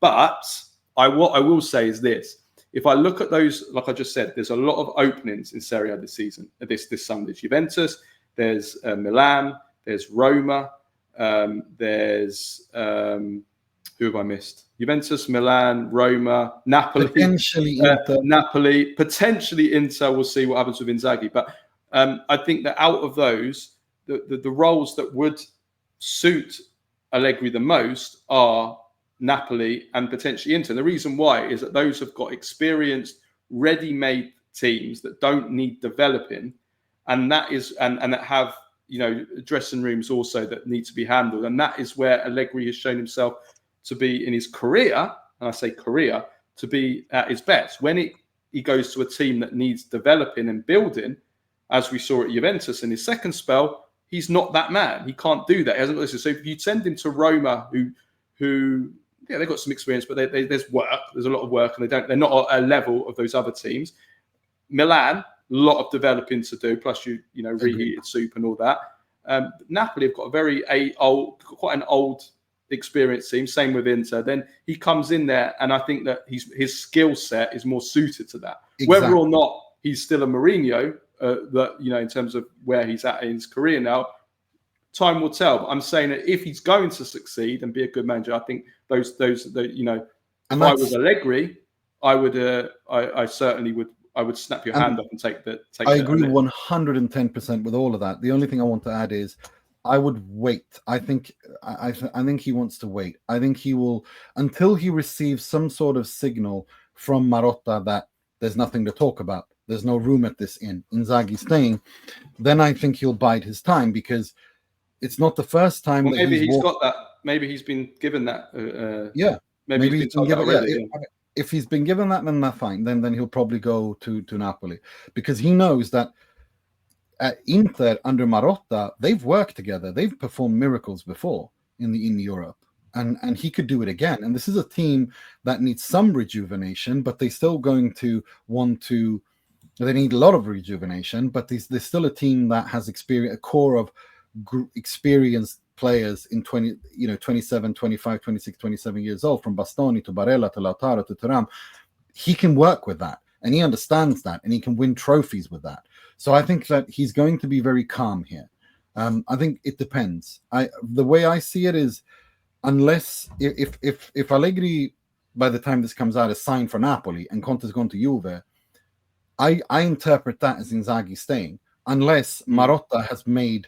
If that doesn't happen and Inzaghi walks out, then Marotta has made the biggest blunder of his career. And usually he doesn't make these kinds of blunders. Yeah, because then you're in the same situation as Milan, where you're like, well, who's available? Yeah, exactly. Yeah. Okay, listen, there's so much to talk about on this show. It's a long show today.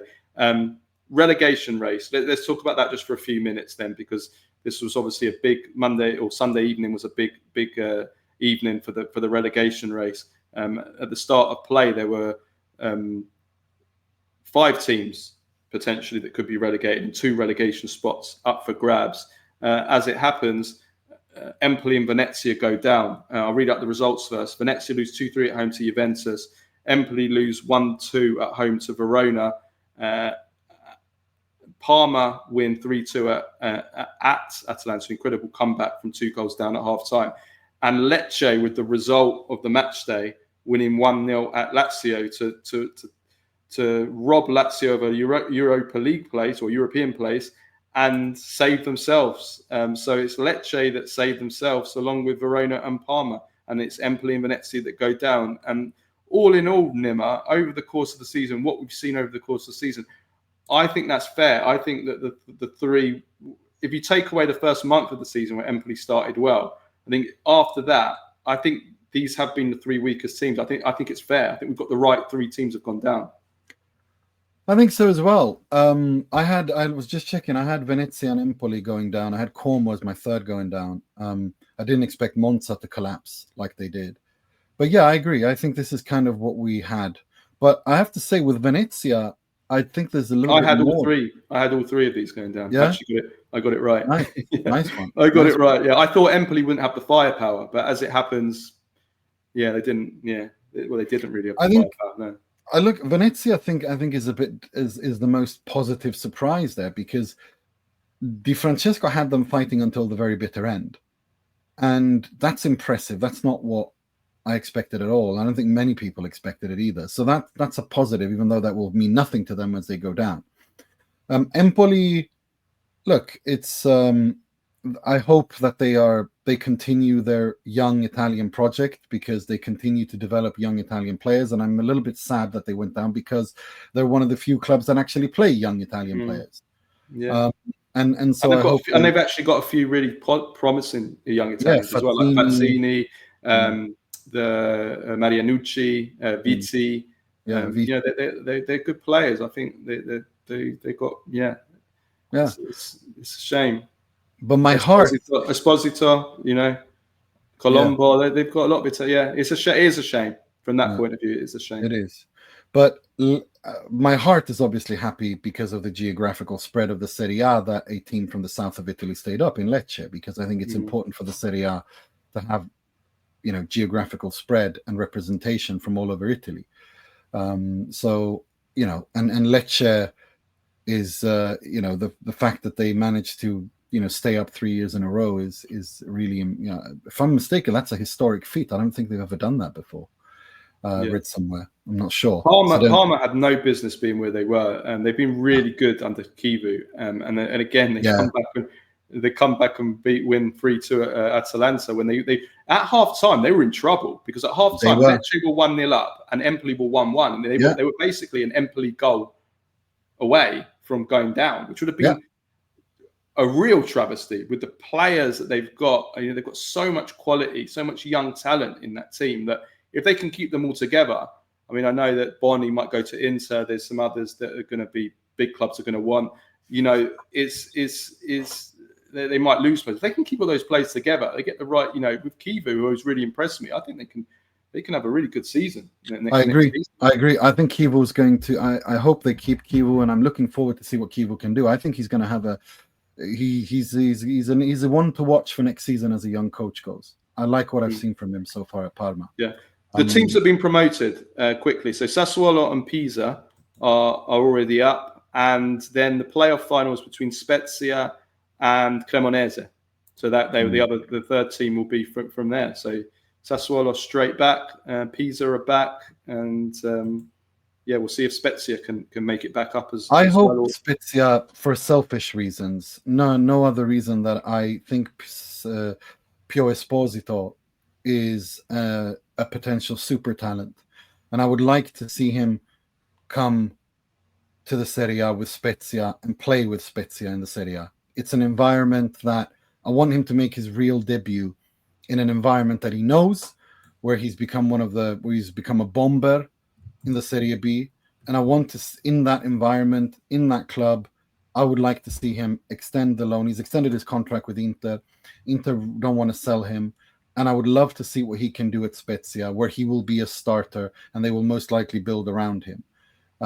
So that's and it would be another American ownership in Serie A as well. Could take us up to 11.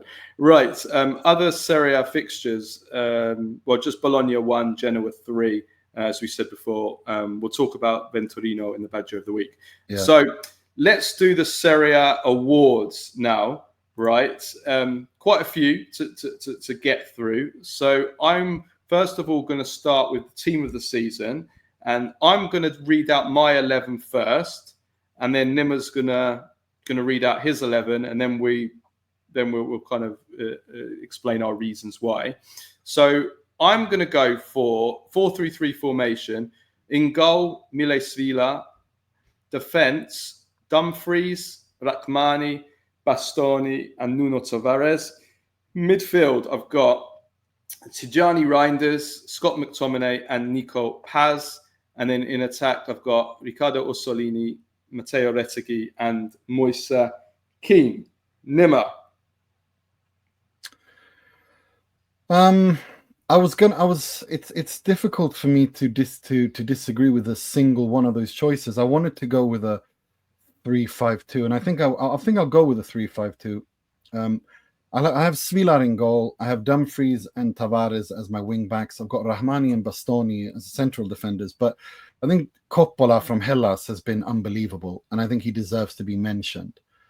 Then in midfield, you have to go with McTominay, you have to go with Anguissa, and you have to go with Nico Paz. I don't think there's much to talk about there.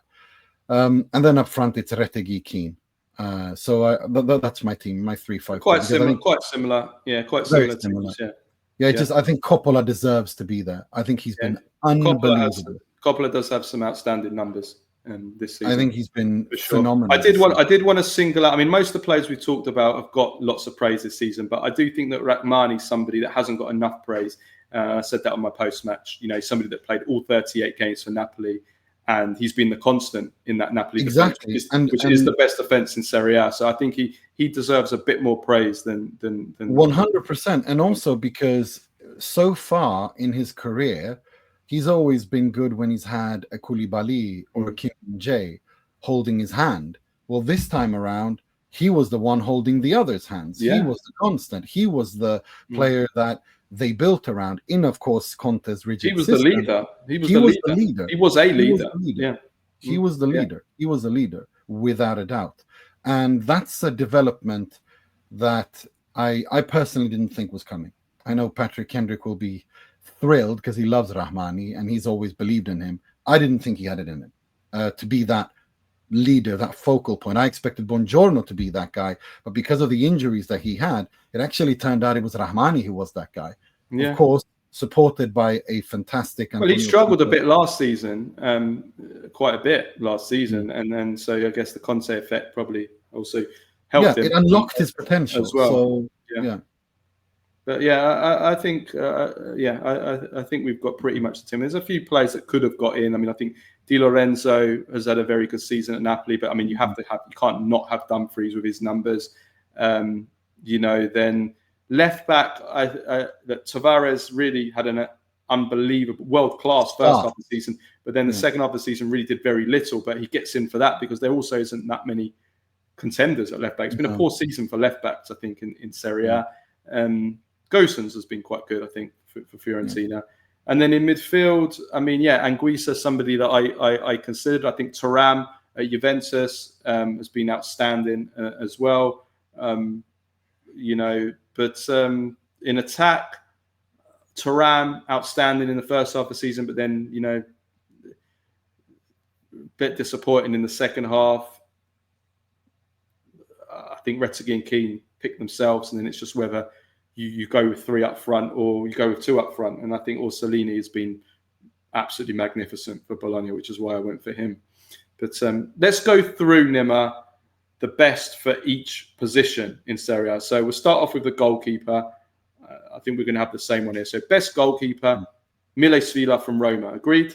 Yeah, has to be Miles Vila. Okay. Best defender. I'm going for Amit Rachmani of Napoli. I'm going to go with Rachmani as well. But I think we should have a wide, like wing back or winger. We should have the best wide. Well, let's do best wing back then. Best wing back in Serie A. Denzel Dumfries. Denzel Dumfries, without a shadow of a doubt. Has to be. Best midfielder, Scott McTominay of Napoli. Has to be. Yeah, it's difficult to argue with that, and I kind of agree. But I have to go with Anguissa. I think he was fundamentally important to give that midfield balance. Best attacker. I'm going for Moise Kean. Because I think that he was consistently the best throughout the season. I think Retegui had some incredible highs first half of the season. Then he disappeared for a couple of months. Then he had a little hot streak. Then he disappeared again. Moise Kean was, I think, outstanding the whole way through the season and really carried Fiorentina himself this season from long stretches. So Moise Kean, best attacker. Matteo Retegui for me. It's the capocannoniere, 25 goals, doing it at Atalanta, the second time ever Atalanta have a capocannoniere, the first one being Filippo Inzaghi. It's Matteo Retegui. I think the fact that he also, the assists he does as well is... Okay. Best youngster, under 21, there's only one really, and that's Nico Paz, who's just a dream of a player to watch. Yeah, there's no discussion. It's Nicky Peace, as they call him on Twitter, Nico Paz. Right. Biggest flops of the season. There's been quite a few. Many of them from Juventus and Milan in particular. So I'm going to read out first, and at the end of it, you can tell me if you want to add, if there's any others you want to add, and then we can discuss them more. So biggest flops of the season. Turn Cook Miners, Juventus. Douglas Luiz, Juventus. Emerson Royale, Milan. Alvaro Morata, Milan. João Felix, Milan. Mehdi Taremi, Inter. Noah Okafor, Napoli. Enzo Lefebvre, remember him? Roma. Nicola Zaniolo, Atalanta, and Fiorentina. Any you want to add to that? You've just covered all of them. Yeah, I think that's pretty much all of them. Most of them signings as well. I think all of them signings actually. Which is quite funny. Yeah. Zaniolo is the one that really makes me feel sad. Actually, looking at that list and João Felix. João Felix is a sad story given like all the hope, but Zaniolo is a sad story because without that injury, two injuries. I mean, the two ACLs. But I mean, to see him flop at Atalanta and Fiorentina this season, I mean, where does he go from here now? Like, he's not he's not even Europa League level now. So where does he go? I have no idea. Where do you put him? Where do you put him at a mid-table? Put him at a mid. Put him at a mid club. Torino, Torino, like Udinese, something like that. Sad, isn't it? Very sad. Best transfer of the season has to be Scott McTominay, Man United to Napoli. It's got to be Scott McTominay. There's no one else that has had the impact and the numbers and the decisiveness that he has had in the Scudetto winning side, no doubt. Worst transfer of the season, I think. Look, pound for pound, when we look at it financially, I think it has to be one of the Juventus players. Yeah. So I'm going to go Douglas Luiz, Aston Villa to Juventus. And the reason I say that is Koopmeiners probably pound for pound financially is a bigger flop because you've got to remember with the Douglas Luiz signing, there was players going in part exchange, which actually lowered his overall cost. So they didn't really pay 50 odd million. It was more like probably 30 or something like that. But with the differences with Koopmeiners, I think that if Conte comes in, there's a second season, there is the potential that he could turn that around, and it could end up being. And that's precisely the reason I'm not picking Lloyd Kelly, because I think Conte can do something with him. Oh, really? Oh, yeah, without a doubt. Well, we've seen it before, haven't we? That's literally the only reason I'm not picking Lloyd Kelly, because I think if Conte goes in there, then he can do something fantastic with him. Douglas Luiz is the one I'm going for as well. Douglas Luiz, total disaster, and he will. I'm sure Juventus will try to sell him this summer. I can't see him being an Antonio Conte player. No, to be honest with you, me neither. I can't. I can't see that. No. Right, this is just for you. This is only for you. But Premface of the season. What is there one person in particular that we're going to go for Premface? It's got to be. It's every time Jamie Carragher and Gary Neville open their mouths. Like pick your poison. Like pick whenever they open their mouths. Everything that comes out of those two people. Did you see that Gary Neville got banned from going to the City ground? He wasn't allowed to go to Nottingham Forest. There's a choice again, which I think, by the way, is awful. You should not banning journalists from games just because of something they said is disgusting. Well, it depends on what they said. He didn't say anything horrible. I'm sorry. No, it depends on what they say. If you have a journalist like Zazzaroni who publishes racist headlines like Black Friday, then I say send him to hell. Well, that's difficult. We're talking about criminality here. Yeah. For someone having their opinion. That's fine. That's fine. I'm sorry. You can't in a democratic society. You can't. I agree. We're talking about Premface. We're talking about Premfaces here. Carragher and Neville are the Batman of Robin of stupidity. Is and I couldn't tell you which one's Batman. Laurel and Hardy. Oh yeah. The Batman and Robin of ignoramuses. Yeah. Right. Serie ASS of the season. It has to be, for me, Serie A TV rights, because it's almost every single week we've had patrons and listeners sending in stories of how they can't watch Serie A. So for me, it has to be the Serie A TV rights. Yeah, I agree. I think that's fair. I think it's consistently been the talking point that we've been the most annoyed with, and we've been right to be the most annoyed with. So I think, the way that the Serie A TV rights are handled, from the way they're sold, the way they're delivered, has been a shit show. And it's just not acceptable. Yeah. I want to have a coach of the season too, before we go through each club player of the season. Yeah, okay. Yeah. Coach of the season, Nima. It has to be Antonio Conte. There is no discussion. Yes, in competition with Claudio Ranieri and Vincenzo Italiano, but what he has done is unbelievable. I'm going to go for Claudio Ranieri. I mean, listen, Antonio Conte deserves it, and he won the official award. But I think I think also Ranieri. I'm going to say joint award, Conte and Ranieri. Yeah, that's because I think that okay, yes, I don't feel like the winner of the Scudetto should just automatically win the coach of the season, which they usually that's not what I'm saying. No, I know you're not. But I'm saying that's usually what happens in Serie A. The coach of the season always wins it. And I know it's different with Conte because it's what he's done is incredible. It's different to say like if Inzaghi had won, like if Inter had won the Scudetto this season, it shouldn't have been just that automatically Inzaghi wins it because Inter won the title. But I think what Ranieri's done is just it's almost historic if they'd have got in the top four. So yeah, I think he deserves it as well.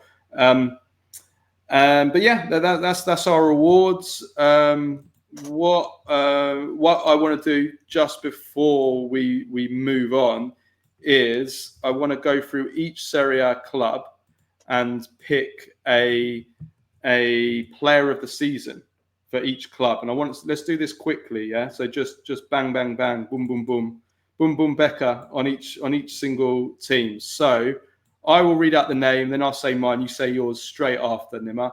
So we'll start off from top to bottom. Napoli, Scott McTominay. Scott McTominay. Inter, Denzel Dumfries. Denzel Dumfries. Atalanta, Matteo Retegui. Same, Matteo Retegui. Juventus, Kefren Turan. Same, Kefren Turan. Roma. Oh, Roma. Roma. Who are we going for Roma? Miles Svilar for me. Yeah, Miles Svilar. Agreed. Fiorentina, Moise Kean. Moise Kean. Lazio, Mattia Zaccagni. Nicolo Rovella. I really like Rovella. Okay. Milan, Tijani Reinders. Yeah, Tijani Reinders. Bologna, Riccardo Orsolini. Can't be anyone but Orsolini. Como, Nico Paz. Same, Nico Paz. Torino, Vanja Milinkovic-Savic. Same, Vanja Milinkovic-Savic. Okay. Udinese. Udinese. I hope I'm not getting this wrong, but I'm probably going to go on numbers and go Lorenzo Luca. No, Omar Soler for me. I think what he's done is he's been one of the best defenders in the Serie A, and I think he's been outstanding. Okay. Genoa. Oof. Genoa. This is a tough one. Genoa. Morten Frendrup, I think, has been. It's either him. Yeah, or... I agree. Frendrup's got the best numbers. Although I do want to give a shout out to Vasquez as well. Yeah, I think Vasquez has been good. He's scored the header of the season as well. Verona, we're going to go Diogo Coppola. Coppola. Mm-hmm. Cagliari. Oof. I think we have to go Roberto Piccoli, don't we? 10 goals. Yeah, they stay up that's because fair. of Piccoli. They stay up because. Yeah, and he's actually developed quite well this season as well. I think he's been really good. Parma, Nima. There's quite a few here. I mean, you can argue Bernabé, you can argue Boni, you can argue Leoni, Giovanni Leoni, who I think has been very good, but I don't know. I'm torn between Bernabé and Leoni. Both missed a lot of games. Bernabé missed a lot of games through injury. But then Andrek has been great since coming in. And then there's Boni. I'm going to go Boni, actually. Yeah. For consistency over the whole season. Yeah, I'll go Boni too. Over, if we're talking half a season, I'd probably go Leoni. The second half of the season. Same. Who we got? Lecce, Nima. I think it has to be. I mean, over the course of the season, the importance has got to be Kristovic. His 11 goals were fundamentally important. Yeah, absolutely. Agreed. Empoli, I'll probably go Ismaili for Empoli. I think, what's his name? Viti has been very important. Sorry, Fazzini. No, I'll go with Fazzini. I was thinking Fazzini. Venezia, I think Nicolucci Caviglia has been Nicolucci Caviglia has been outstanding. Yeah. especially for Juventus, given away the penalty. I mean, he's unlucky. It was a good bit of skill, but yeah, he has had a good season. Monza. I mean, there's not a single one. Danny Motta, maybe. Yeah, Motta scored 5 goals. Keita Balde, maybe. I mean, I don't know what to tell you. Yeah, who do you pick? Who do you pick? Torati in goal? We could go with that as well, yeah. I don't know. What's his name that left to Fiorentina in mid-season? Maybe you can pick him. Pablo Mari for the first half of the season. Anyway, okay, right. That's that. That's the season. Enjoyable season for a neutral. I thought it was a very exciting season. The quality, not the best, but we can't complain them for how competitive the season was.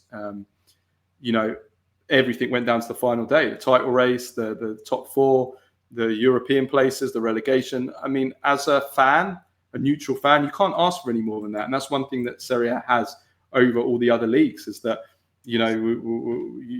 it's not decided already. It's not Liga where we know who the winner is. It's not, do you know what I mean? So the Premier League, the relegation race was decided in February or March or in January. The relegation race was decided. The title race was decided February. So yeah. That's for me. That's been what I take the best. That's been the best thing about this Serie A season, I think. Agreed. Okay, moving on from Serie A, let's move ahead to the last game of the season, the Champions League final this Saturday between PSG and Inter. Saturday, 2100 hours CET at the Allianz Arena in Munich. So first of all, team news. Inter, I believe, have everyone back at full fitness. Pavard, Lautaro are back. Nima can correct me if I'm wrong. PSG are without Kimpembe. Kvaratskhelia pulled out of the cup final, but I believe he's going to be fit and back training in the middle of this week, so he should be okay. So that's the team news. Probable 11s first. So PSG, I think there's only really one doubt, assuming Kvaratskhelia is fit. So we're looking at a 4-3-3 of Donnarumma, Hakimi, Marquinhos, William Pacho, Nuno Mendes. Midfield of João Neves, Vitinha, Fabian Ruiz. And then in attack, we're looking at Kvaratskhelia, Dembele. And then the one doubt is it Desiree Doué or Brady Barcola? That's the question. I think Doué is the favourite. But that's really, assuming Kvaratskhelia is fine, that's all we've got. That's the only question mark. As for Inter, providing Lautaro and Pavard are okay, I'm assuming that the team probably picks itself. And we're looking at a 3-5-2 of Sommer, Pavard, Acerbi, Bastoni, then Dumfries, Barella, Çalhanoğlu, Mkhitaryan, Di Marco, and then up front, Martinez and Thuram. Is that how you see it, Nima? Does the team pretty much pick itself? Yeah, that's pretty much how I see it as well. And it's going to be an Inter side where the key players have been rested for a couple of weeks and they've been able to rehab themselves into fitness, and Pavard above all is fundamentally important. I can't stress that enough. He's fundamentally important, Benjamin Pavard, for how Inter defend, for how Inter attack, the balance next to Acerbi, aerial prowess, tackling. Now him and Bastoni on either side of Acerbi is fundamentally important. And so is Lautaro, of course, to make sure you've got the Thuram-Lautaro partnership. Is that the team you would play? Like, would you play that team, or would you, like, if you were the manager, or would you? Was there any changes you would make? I think that team, given. If I can ask you why, if I can ask you who, the question marks for me. Well, there's only one, Di Marco or Augusto, which has been the kind of question in every Champions League round we see. And then the other one, just to throw in a spanner, we've seen Zalewski be really quite outstanding in this kind of 3-4-2-1 system that Inzaghi's been using a bit. Like, would you ever consider springing a surprise and maybe playing play? I mean, would you do either of those, or do you just think, right, you stick with your 3-5-2 that's done well this season in the Champions League? You don't take any risks. I expect that's what Inzaghi does, but if you were the manager, would you consider any of those? I think you have to go with what you know. I mean, Inter played like this against Barcelona, and Di Marco showed that he had that extra in him on Lamine Yamal until he was exhausted and brought off. And then Carlos Augusto, who was good the first leg, was a disaster when he came on. So I think Di Marco, I would probably start with Di Marco. I would. My only question mark is Mkhitaryan or Zielinski, because I think Mkhitaryan's football IQ, his ability to link up and tie that midfield together is unbelievable. But at the same time, Zielinski is very good at holding the ball and is press resistant, and he can dribble and do lots of things like that. I mean, I expect to see an Inter that played the way that they've always played in the Champions League this season, and that is to be a little bit on the, as they did against Bayern Munich and Barcelona, and that is to don't allow PSG to counter attack, and absorb and try to win the ball in midfield and try to hurt them on the counter. I think that's the way they have to do it.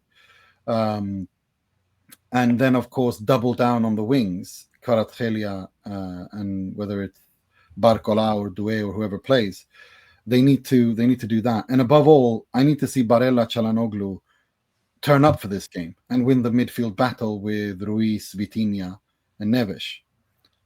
It's going to be very important. They need to win those challenges. Let's talk about where this game will be won and lost then, as you started there. So first of all, I want to talk about first on where I think that Inter can get the better of PSG in this file. Now, first of all, I think physically, Inter can bully PSG. Inter are a bigger team, they're a more powerful team, and PSG are a smaller team, and so I want Inter to try and bully them, push them around a bit, a bit like Aston Villa did in that quarter-final second leg. Like, they were really bullying them, and they really had them, on the ropes. They really did. They could have won that. I think if they'd have scored again and taken to extra time, I think they win that tie. So there's that. That's what I want him to do. I want to see Dumfries doing what he did to Martin in the first leg against Barcelona, where he just threw him to the floor, like, just, get off, and set pieces as well. Like, Inter are, I'm going to say it now, Inter are the best team in Europe on set pieces. Now, they've overtaken Arsenal. There's no doubt about it. I mean, look against Barcelona, how many goals they scored off corners. I think even at the weekend, De Vrij scored another one. Right. It's every game. They score every bloody game off corners. It's just ridiculous now. PSG's one weakness, actually, I wouldn't call it a massive weakness. It's not like Barcelona weakness, but it's they're not strong on set pieces. Put it that way. Inter are a much stronger team on set pieces than PSG. They've got quite small players. If you look at their midfielders and some of their other players. Donnarumma as well. If there's one weakness, it's he's not always the strongest on corners, being commanded in his areas on high balls, and when you put good deliveries in there, and also Hakimi, you will know yourself, he's not a natural defender with crosses to the far post. Even Marquinhos, I've always thought he's susceptible from crosses.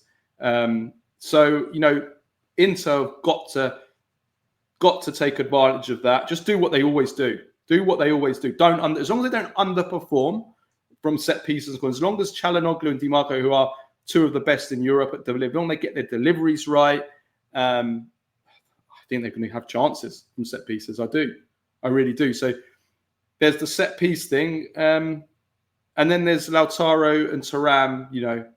Can they be at their best? If they can, I think they'll cause trouble. I think they can cause trouble to the PSG backline. I don't think it's a great defense. I think it's a good defense. I don't think it's a great defense. No, it isn't. I think it's a good defense, like you said, but it's not the most fantastic defense. But they have the best goalkeeper in the world in Donnarumma. He's a monster. And Inter need to try to nip that in the bud, in the sense that they need to score on him so that he doesn't turn bigger, because that's what happens many times in games with Donnarumma, that it's almost like he grows in games to the point where he's literally just covered the entire goal. like his the way that he imposes himself in games and psychologically. And he is in God mode at the moment in the Champions League, Nima. I mean, look at Donnarumma in all the 3 knockout rounds. There's no chance. PSG don't even go past Liverpool if it wasn't for Donnarumma. Like it's just he's been unbelievable. It's an interesting dynamic with Donnarumma, isn't it? Because obviously Milan playing against Inter now, it's that's going to be a fascinating battle. Yeah, but there's also this angle that Inter are interested in Donnarumma if he doesn't extend his contract. That Inter, there's lots of rumors that Marotta wants Donnarumma at Inter. So there's also that angle as well. Yeah. I mean, I would say one thing about Donnarumma. Inter have to win this game in 90 minutes or 120 minutes. If there is no chance. If it goes to penalties, bye-bye. No, he's going to save all 5. Inter have 1 or 2 really good penalty takers. The rest are awful, and you have the best goalkeeper in the world. And Inter's best penalty takers never last 120 minutes either. Yeah. Di Marco's not lasting 120 minutes. He won't be taking a penalty. Well, he shouldn't be taking penalties anyway. So Çalhanoğlu will have to take one. Taremi will have to take one. But other than that, you don't have a single penalty. Zielinski scored like 12, taking 12 in his entire career. Aslani, if he plays, he doesn't have that many. I mean, no. In penalties, Inter don't stand a chance. Yeah, there's 0 chance. The other advantage I think that Inter have on PSG is experience. Inter have much more experience. PSG are a young team, and most of the players in this team have never played on this stage before. Go through all of them. How many of them have played in a final or even in semi-finals? And they're not used to this, and that is important when you get to finals. How you handle the occasion, especially in tense, delicate moments. They might start the game well, but once the game gets on a knife edge, once it gets to 70 minutes, or if PSG take the lead and then Inter equalise, how do they react to the equaliser? Or if Inter go ahead in the game, how do PSG react to going behind? When the game is on a knife edge, that is when experience comes in. How you see out games, how we saw the inexperience of Barcelona in the last game where, they're ahead in injury time. Absolute insanity that they're throwing 8 men forward, madness, absolute madness. And they go out because these kind of things, that's where experience come in. I think Inter, having been to a final before, that will be them. They had the hunger as well because of that. And all of these players have been and won big trophies, won European championships, won titles. Apart from Donnarumma, there's none of these players have played in big finals. Even the more experienced ones like Marquinhos and Hakimi and Fabian Ruiz, he's played in a Euro 2024 final, but there's no comparison. So that Inter is on their side. On the other side, though, I think first of all, can Inter stop the PSG front three? It's an outstanding front three in terms of the dynamics. They interchange positions. They give you no reference points. Kvara moves to the right and left. Dembele moves right, left, and centre. Barcola or Doué, they all move around. So I always think that Acerbi, for one, always performs better against players where he's got 100%. A reference. So I think he would have done better against Lewandowski than he did against Ferran Torres, for example. 100%. So I think that which is why I'd probably consider playing Stefan de Vrij, because I think he's much more he's better in a defense where against a trio that is more mobile, if you will. Although Acerbi is actually pretty more dynamic as well. But yeah, no, I agree with you. I think that's the thing. And Di Marco needs to have a game like he did against Lamine Yamal in the return leg, not in the first leg where he got completely ripped apart. But in the return leg at the San Siro, he needs to have that kind of a game. He needs to cut in and win the ball high up. He needs to help the midfield. The midfield they all need to work as a unit. And I think that's the reason why Inter didn't win the Serie A, is that they didn't defend as a team. They have defended as a team in the Champions League this season, and that's why they're in the final. But they haven't done that in the Serie A. They need to they need to defend as a team in the Champions League final in order to have a chance to win it. And Yeah, that's pretty much it. I mean, it's I'm a little bit, I don't know. There's also this aspect of the Napoli angle. Vice Kvaratskhelia leaving Napoli. Fabian Ruiz, former Napoli player. Gigio Donnarumma, he's from Naples. Kvara, I have to say though, Kvara always struggled against Inter during Napoli Inter. They always, I mean, it was Darmian, I think, that always used to have his number. He won't play, but you know, I do remember that Kvara. I'm not even sure if he's ever scored. I don't want to jinx it. I'm not sure if he's ever scored against. But I'm not even going to say it. But he struggled. He struggled against Inter. You know, but there's also the other Napoli angle as well, and that is that PSG's ultras and Napoli's ultras are close friends as well. So there's a lot of Napoli angle with this PSG, and PSG and Inter have never played each other in competitive matches, and which Inter is insane. And Inter having lost the Scudetto to Napoli as well. It's like it becomes a little bit, you know, a bit of a repeat. Same but different kind of situation. So the midfield is an interesting one as well, because this PSG midfield generally dominates the ball, but then we saw that against Barcelona, and you know, it didn't prove to be that much of a problem. So you know, I don't see that being too much of a factor in that sense. And the last thing I want to say, which I think is really important, is from a physical point of view. Experience is one thing, but you know, into age is also, it's balancing that between experience and age. We've seen this season generally, like, Inter don't play consistently at a top physical level for an entire 90 minutes. They don't, and PSG are a very punishing team. They're super fit, as all Luis Enrique teams are. They keep going, they don't tire. Which leads me to the efficiency part. Inter have to be efficient in this final. They can't create chance after chance after chance and not kill off PSG.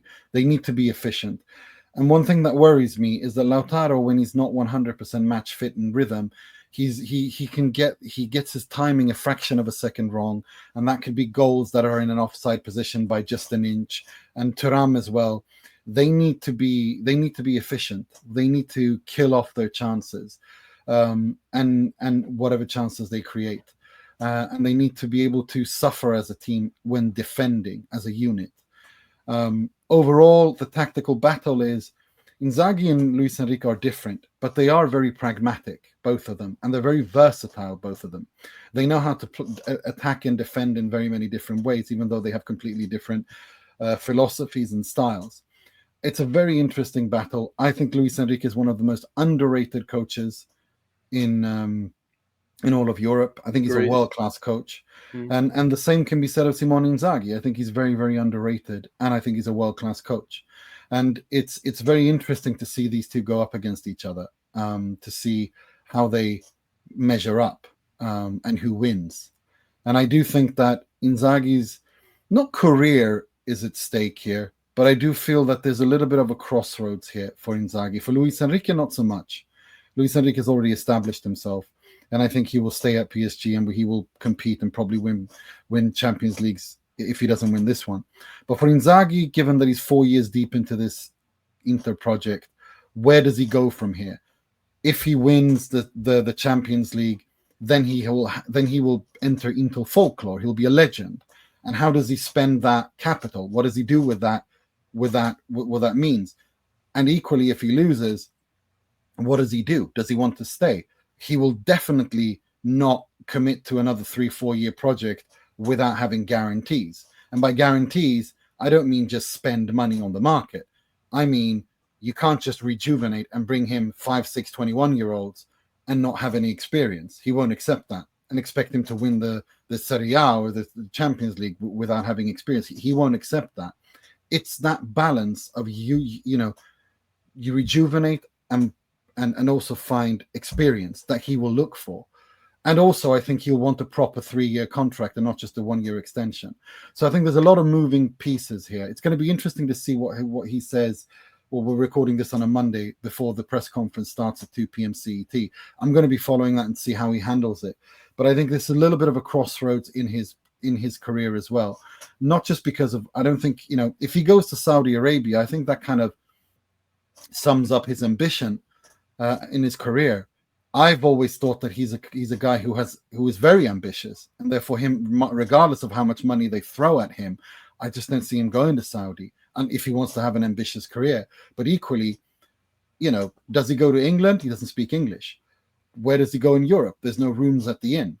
And in Italy, he can't go to Milan. He can't go to Juve. He can't go to Napoli. Where does he go? He can't go to Roma. Where does he go? So his options are a little bit limited as well. So it's an interesting jigsaw as well. On that note, Nima, how does the pressure play into Inter going to this final?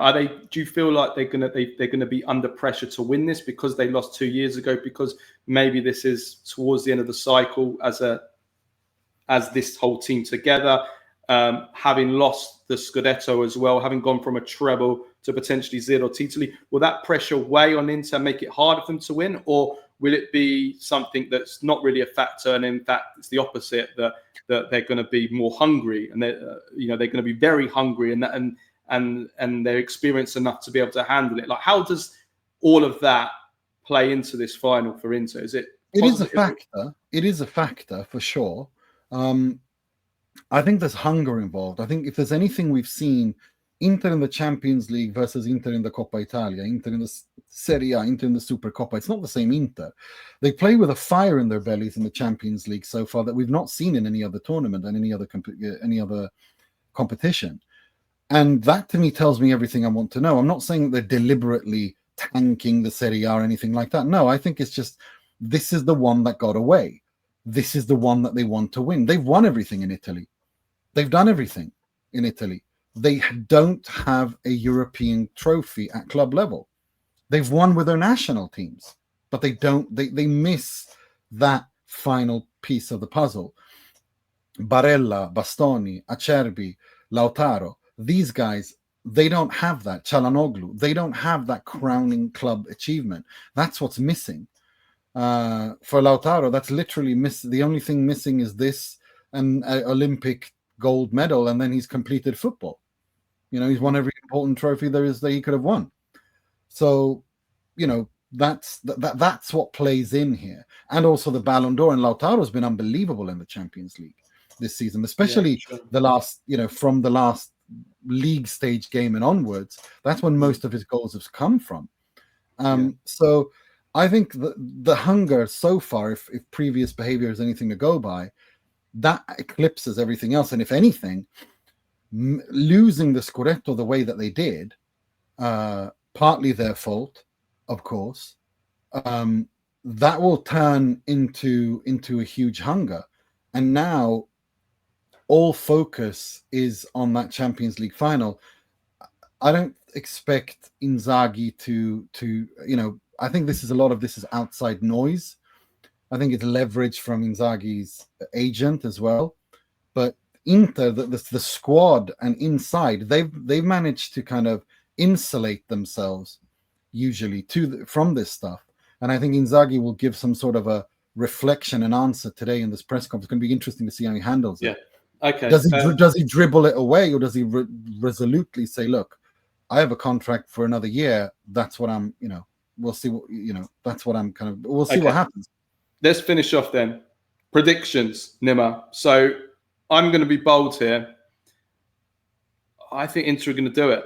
I think Inter are going to win it. I think that they have in their favour, as I said. I think Inter have in their favour experience. They have the experience, and they have a team that have been there, that have played in big finals, won big trophies, and PSG have a very inexperienced team. They're not used to playing on this stage.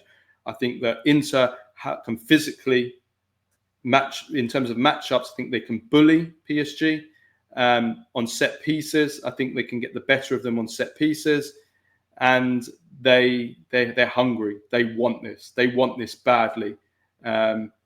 And if they can minimise the strengths of PSG, and they don't play against a Donnarumma who is unbeatable as he has been in the last 3 rounds, I think Inter can do it, and I'm going to go 2-1 Inter. Well, I hope you're right. I can't shake off this gnawing feeling that this goes to penalties and then Donnarumma wins it for PSG. But I think it's going to be very tight regardless. I think it's going to be a very, very close fight affair. I think it's going to be very interesting to see how Inzaghi and Luis Enrique go head to head. It's going to be very interesting, the midfield battles. That's going to be key. Barella and Çalhanoğlu have to deliver. The midfield has to deliver. And they didn't against Barcelona for large parts in the second leg. But now they've rested. They've had their chance to regain their composure. And they have to deliver. Barella in particular has to show that he's good enough at this level, and that regardless of what's happened this season where he's been incredibly overplayed, he has to walk that off. So I'm a little bit more cautious. I think I'm You're going to go extra time? Yeah, and I think it's going penalties, and I think PSG will win because of that. But I hope, obviously, that we go into a situation where you're right and Inter win. Nima's going for the goofa. No, it's not a goofata. You're doing the goofata who won Inter. Oh, come on. Don't give me that, Nima. Don't give me that. Don't give me that. Right. Okay. Let's leave it at that. Good luck to Inter. Serie A, Baggio, Premface. Okay. I'll say good luck. Good luck to Inter. Right. Yeah. Baggio, Premface, and Serie ASS of the week to finish off. So Baggio, right. First of all, Napoli, everyone to do with Napoli. Congratulations on winning the Scudetto. Fantastic achievement by De Laurentiis, by Antonio Conte, and by the squad. In addition to that, Nima, I've got Lorenzo Venturino for Genoa, who scored 2 goals on his full debut, I believe, or his first start. And he's somebody that Patrick Kendrick's actually been talking to me about and saying that he thinks he's going to. Well, his description of him is class. So we'll see. Told me as well. Left winger. Let's hope. Let's hope that he develops, because we don't have enough of them. And actually, you know what? I want to give some praise to Patrick Vieira. I almost want to give him a bit of an apology, because I've mocked him in the past, mainly because I watched him speak at Euro 2020, where he spoke very disparagingly of the Italy team in the group, saying that they lacked intensity and there's no way they're going to go on and win the tournament. And then they went on and win the tournament, and I just thought, this guy hasn't got a clue about football, and I mocked him. You know what? Since he's come to Genoa, he started very well with a very ordinary team, and he's done well to keep them up. But he's given youngsters a chance. I really like the fact that he's giving these youngsters a chance. He's putting them in there. He's even benching some of the experienced players like De Vinter and other players, and he isn't scared. And you know, all I can say is that's good for Italian football. I wish some of our own Italian managers, of whom are obviously better coaches than Vieira, would do that as well. So, you know, the fact that the likes of Venturino and there's some others as well that he's been playing, that I think that's really, really good. So I already liked Vieira when he was at Crystal Palace. I think he did a decent job there. I think he was all right. He did okay, yeah. So he started well, but then he fell away. I think he did a decent job there. I think he's a decent manager. I like what he's done with Genoa. I really do. And I hope he stays there, and I hope they can have some stability in Genoa, for sure. Yeah. Yeah. And also Italy under-17s, who have started the Euros fantastically. They've already qualified after their first 2 games. They beat the Czech Republic first game, and they beat England 4-2 in the second game. So again, we're doing well at youth level. The under-17s are the reigning champions. We saw last year with Kamada, with Liberali, with all these players who haven't developed as we hoped they had, which is just the story of Italian football. We'll see if the current under-17s, we hope they can go all the way again. They've got one young player who everybody's talking about, Inakio, who is a really small little attacker, goes out wide, floats around, number 10. He was brilliant against England in particular. And yeah, we hope that he comes to something. But yeah, well done to the under-17s. Premface of the week. It has to be.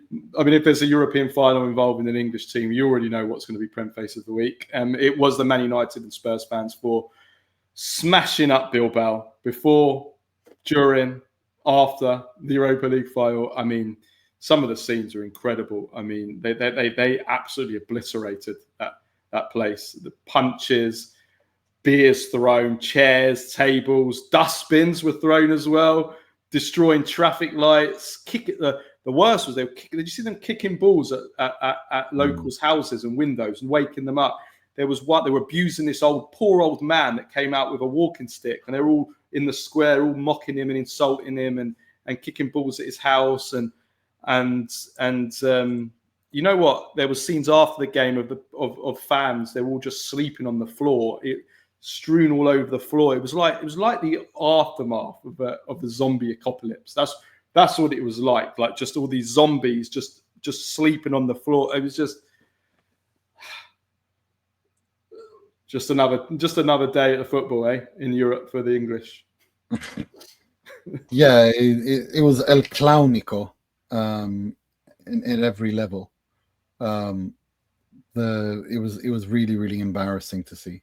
It was quite gross to see, to be honest, and it is what it is. But of course, it's always, the organizer's fault. It's the sun was too bright. The pandemic. I don't know what, the pandemic, Vladimir Putin. I don't know who else. Yeah, the Russians, global warming, the Chinese, the Iranians, the Chinese and the Iranians, helped by the Russians during the pandemic. So I don't know who they're going to blame this time, but the usual nonsense. But no, it was just. Well, they can't blame the opposition, because it was two English teams. Usually, one of the ones they usually use is, it was the fans of the opposition. They always go after us. They always start it. The ultras go after us because we're seen as like, prizes, like souvenirs. Yeah. Like if you go after the English, like the kings of hooliganism, it's like a badge of honor, isn't it? Oh, we went after the English, and we do you know what I mean? You can't blame them. One thing, I didn't see any police. I don't know where the police were.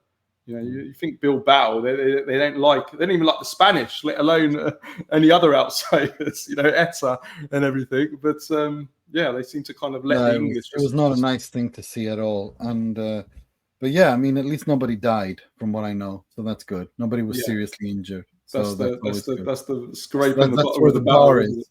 Yeah, the bar is on the floor. Nobody died. Nobody was seriously injured. But yeah. Yeah, apart from our eyes. Right. Everyone. I mean, even Gary Lineker was like, that wasn't the most beautiful final I've seen.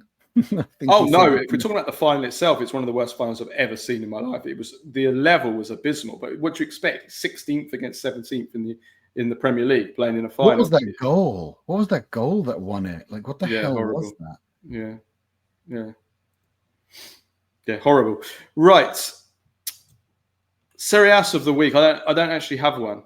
Serie ASS of the week. No, it's what's his name that I sent to you. The Serie A the Liga. The president. Yeah, I think it's I think his name is De Siervo.